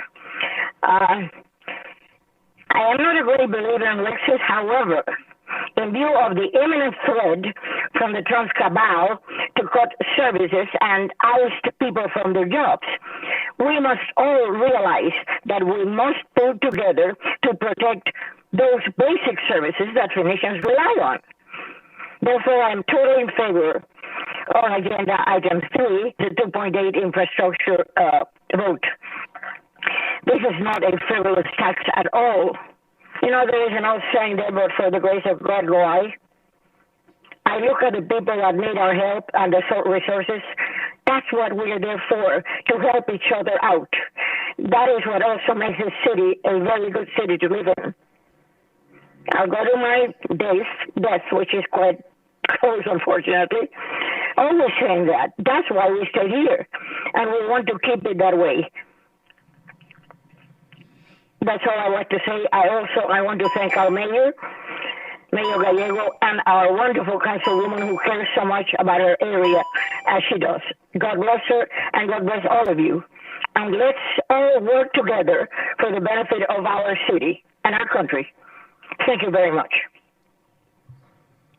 Thank you. Mike will be our final speaker.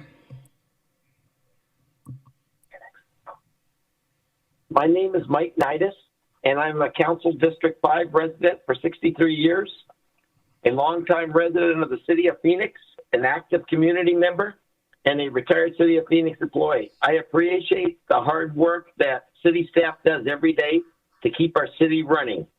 I support the proposed tax rate increase because we need to maintain essential services like the gated alley program, speed hump programs, new tree planting.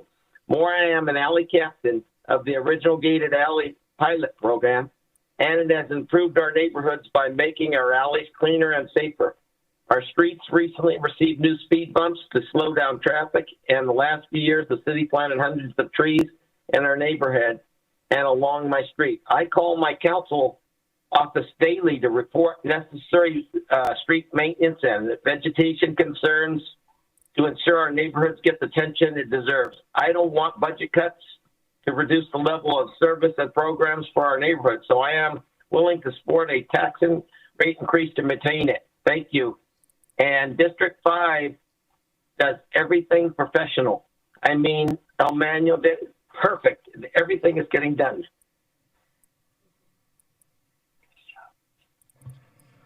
Well, thank you. On that note, I will... Excuse me, I think... Can you tell me the name? Carmen Terrell, Mayor. I can't hear you. Carmen Terrell. Do we have a Carmen registered? She signed up with us in the beginning. I think she just got skipped in the process. So just want to make sure she speaks. Okay. She signed up where? At the beginning. Okay, we do not have Carmen registered, but thank you. Okay, are you just not going to let her speak? She signed up with us at the beginning. You have to register.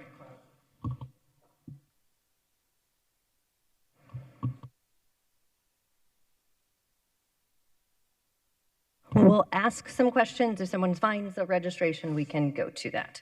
A question for our city manager.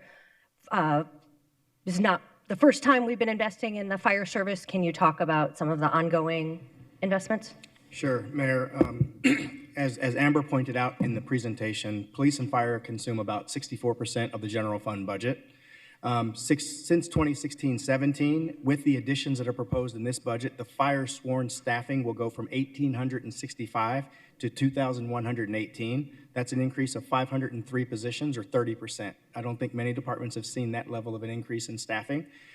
Between 2016-17 and the current year budget, the fire budget itself has gone up. General fund budget has gone, within specialty funds, has gone up from 319 million to 562 million. That's a 76% increase. The budget as proposed today that you will be voting on later in a couple of months it proposes $43 million worth of ongoing resources to the fire department, including $114 million worth of capital infusion to pay for 2 new fire stations, MR units, rescue helicopter, and some other things. You've also, as a council, sent to the voters 4 new fire stations that will be funded through the GO bond program that will be built between now and the end of 29. That adds an additional 119 positions to the fire department complement of staffing. You've also, outside of the bond program, approved 2 additional fire stations. Fire Station 62 in May of 23, which included 24 additional firefighters, and Fire Station 74, January 24, which just broke ground in October of 24, an additional 24 positions. And then on March 6th of 2024, you've also converted 12-hour part-time rescues to 6 full-time rescues. So I think you've done a lot for fire. Again, I think if I were to ask any firefighter in my 27-year history, have they gotten everything that they need? No, I think there's always room for more, but I think you've added what you could with the resources that have been available. Wonderful, thank you. We have heard a lot from neighborhood leaders and community advocates today, and a few business organizations. Anything else to add in terms of the outreach you've done with the business community? Sure. Amber and I went on a circuit of meetings. We did some community meetings as well on the sales tax increase. We also did 3 presentations specifically to the Phoenix Chamber. We spoke to the broad-based membership group, as well as the Public Affairs Committee, as well as their Budget and Finance Committee, and we received support from all 3. Thank you so much. You have put a ton of time into having a transparent process, and we really appreciate that. Eviction prevention has been a priority of this council. We put in place a budget. Originally, we didn't spend all of it, but we added more money and we added new lawyers so that there'd be more, like we started out with CLS, Community Legal Aid, but then added some private attorneys as well, so there'd be more process. Anything to add on eviction? No, I think you covered it well, Mayor. That is included in the budget as presented. Perfect. All right, thank you. Any additional? Councilwoman Pastor. Yes. I think we have done well in the right to counsel, but we can continue to do better. And so I would like to see doing better in that sense. And there has been dialogue and conversations regarding in the right to counsel and some of the pieces that we would like to see in the future. So I want to thank you for doing that. I also want to discuss fire because we've added more stations and we need personnel to fill those stations and be there. We've also continued to, we need more bodies or more personnel, I'll say personnel, sorry. Personnel in all these stations. And so I want to get to a point, I think we've done great in this budget, but I want to get to a point where it's not a continuous asking, but where we have a plan of how we're going to fill those positions and those personnels as we grow. And I think that's important. I think it's important for the community. Same way we did with police, I think we have to do with fire as we continue to move forward. And if there's a possibility of doing that, I would like to see that, and I believe the whole council would agree because our constituents are speaking about it and want those response times to go down and want to have the confidence that fire and police will show up. So I would like to have that dialogue in the future. All right, thank you so much. With that, I will move on to item 4, which is a request to authorize amendment to Phoenix City Code, Chapter 14, proposed tax rate increase. Councilman Galindo Elvira, do you have a motion? Yes, Mayor, I have a comment first before a motion, if that's all right. Please do. Last week, our city manager released a proposed budget addressing a projected financial shortfall of $39 million for fiscal year 2025-2026, a gap that is expected to widen in the coming years. To close this gap, we're today considering an increase to the TPT and use tax rate from the current 2.3% to 2.8%. It's important to recognize that the general fund portion of the rate has remained at 1.2% since 1986, when Phoenix population was under 800,000. Since then, the population has more than doubled, and the cost of general fund services has surged by 486%. But we couldn't go to the taxpayer to ask for an increase without doing our part first. And as part of our efforts to address the budget challenges, city departments identified $24 million in cost savings. Today, Phoenix faces the challenges to continuing to provide high-quality services amidst reduced or eliminated revenue streams. From longer response times in public safety to growing demands for social services and homelessness resources, we are already doing more with fewer resources. The challenges are evident, but so are the opportunities for progress. I want to say that I understand the urgency and response for response times and the value our firefighters bring to the city of Phoenix.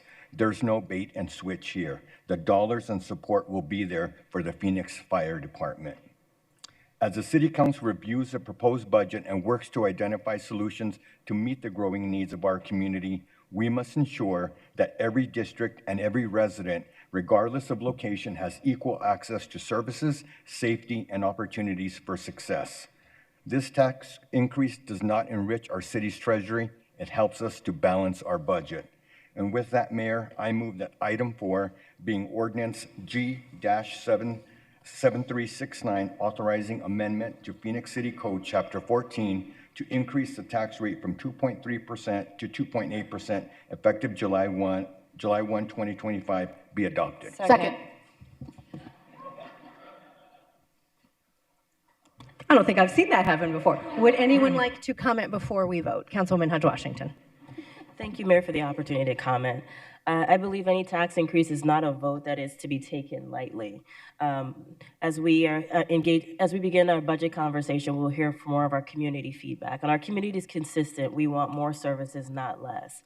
I think one of the greatest indicators that this is not a wasteful government is we're an efficient government is when you look at the per capita capital expenses, operating expenses, and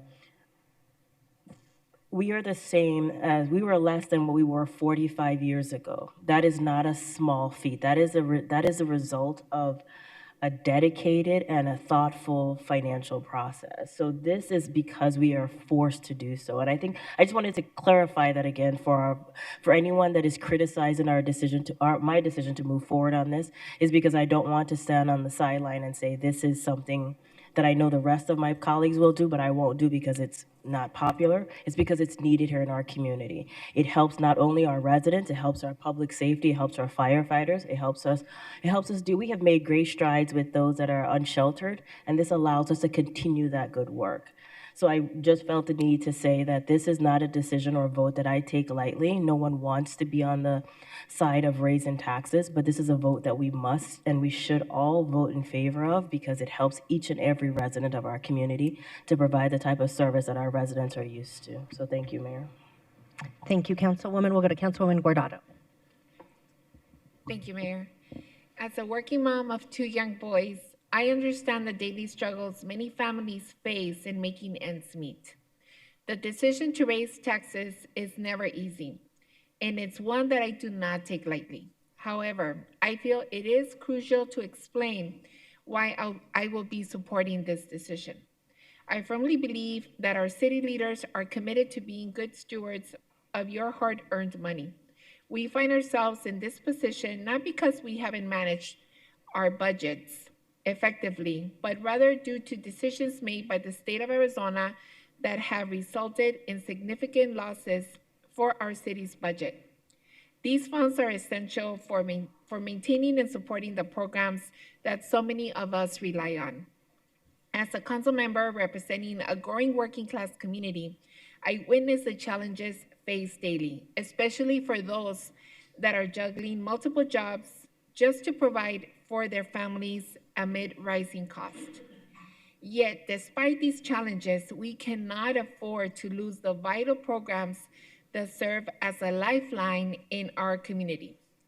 Programs I just think people are not prepared to lose, especially at this moment.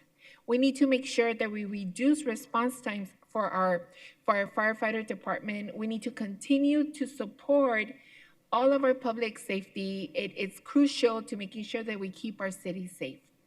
Our investments in critical areas such as homelessness, services, after-school programs, parks, pools, and libraries are not just expenditures. They are absolutely necessary commitments to improving quality of life and sustaining the health and safety of the community. I invite all of you to come and see the joy of our children in our new splash pads. A lot of these families cannot afford private lessons for their children. They cannot afford to pay another penny for these services. So it's critical that as a city, we continue to step up and we continue to support our children. We continue to support our seniors. We continue to support our firefighters, our police officers, and everyone that brings joy into our city. The benefits these programs provide far exceed the financial investment we make, and for that reason, I am going to be supporting this vote. I also want to thank Amber. I also want to thank Jeff, Lori, Inger, everyone. I think we've talked about this many, many times. Thank you guys for all of your hard work. Thank you, Jeff, for continuing to want to keep a balanced budget and for everything that you guys do for our city. And I also want to thank you, Mayor, for giving me the time to speak. Thank you. Well said. Councilwoman Pastor. Thank you. I want to thank Amber. And the reason why I want to thank Amber, because Amber and I go round and round in many different ways because I voted on several taxes.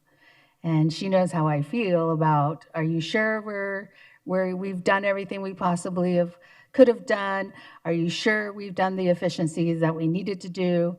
And so I appreciate Amber for really doing the work that she has done in order to keep our city moving.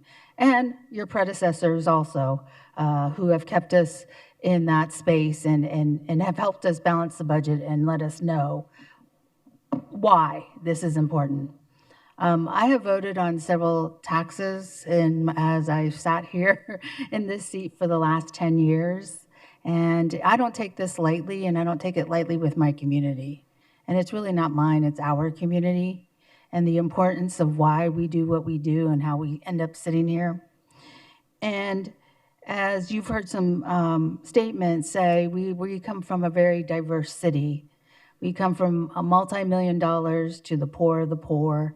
We represent those areas. We represent those areas on the verge of becoming unsheltered, and those that are purchasing another home for an investment, and there's nothing wrong with that. But I represent every one of them. And so in that space, I have to think of every one of them and the impact that it makes. In addition to that, we provide resources and services to those that need them also.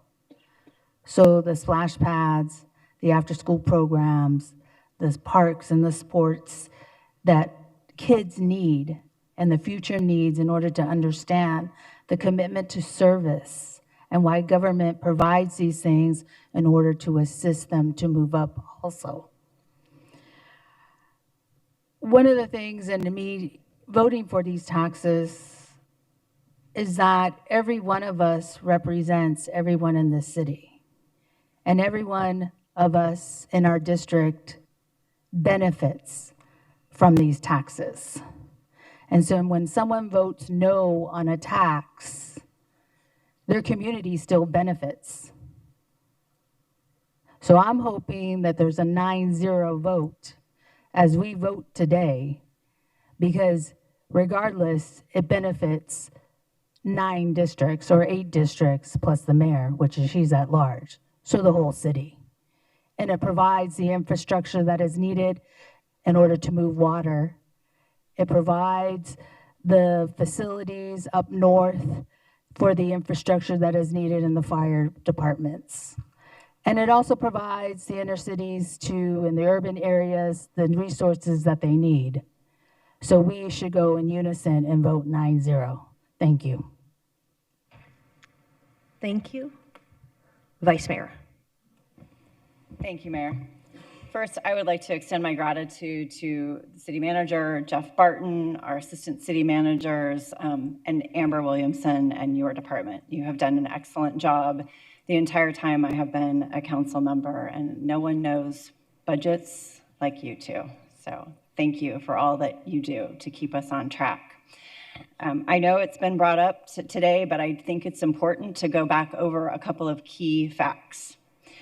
When we talked about the 2023 GEO bond with our citizens, we not only had a balanced budget, we also had projections to handle what we were going to bring to the citizens with those capital improvements.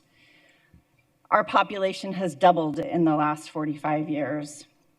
Our square mileage has increased. Our police call services has increased by 36%. Fire call services have increased 3 times as many. Fellow councilwoman expressed that our per capita GF expenditure is about the same as it was. Our per capita in general fund sales tax is actually less by 19 per person. Those are important facts.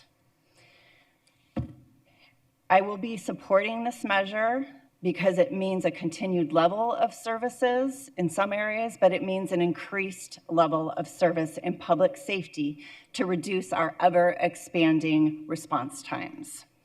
In addition, it is based in data and facts and is supported by the residents of this city, as demonstrated by the comments we received today, both virtually and in person.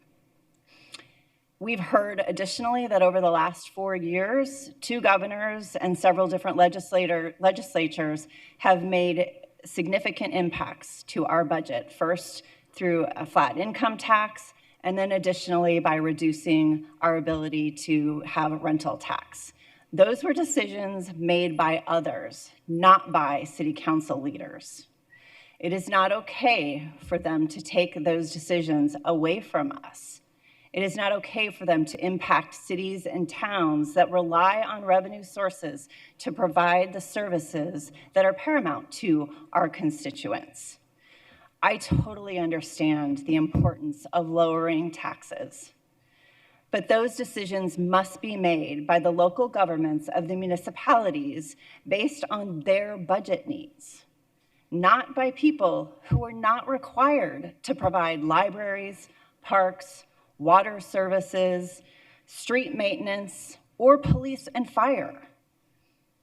In an effort to save a few dollars, exactly $7.50 per week for renters, we lost over $40 million in public safety money. So today I will be voting yes to support this because it supports our entire city. Thank you. Thank you. Will the clerk call the roll? Galindo Elvira. Yes. Guardado. Yes. Hodge Washington. Yes. Pastor. Yes, yes. Robinson. Yes. Stark. Yes. Waring. No. O'Brien. Yes. Gallego. Yes. Passes 8-1. Thank you so much. We are adjourned.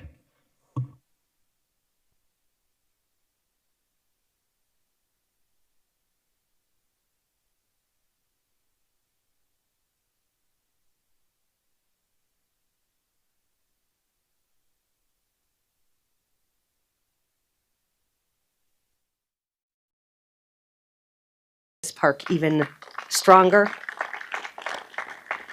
And really, really a who's who of city department heads. So we thank you for being here. I took off my glasses, so I'm not gonna be able to get through everyone individually, but we appreciate you being here. And just, I probably could recognize every one of you individually because you've done such incredible commitments. But just know that I'm grateful for what you have done to make this 100 years special. And now I get to invite to the podium one of my great colleagues, District 8 Councilwoman Keisha Hodge Washington. Thank you, Mayor. Good morning, and thank you all for being here. As mentioned, I'm Phoenix Councilwoman Keisha Hodge Washington.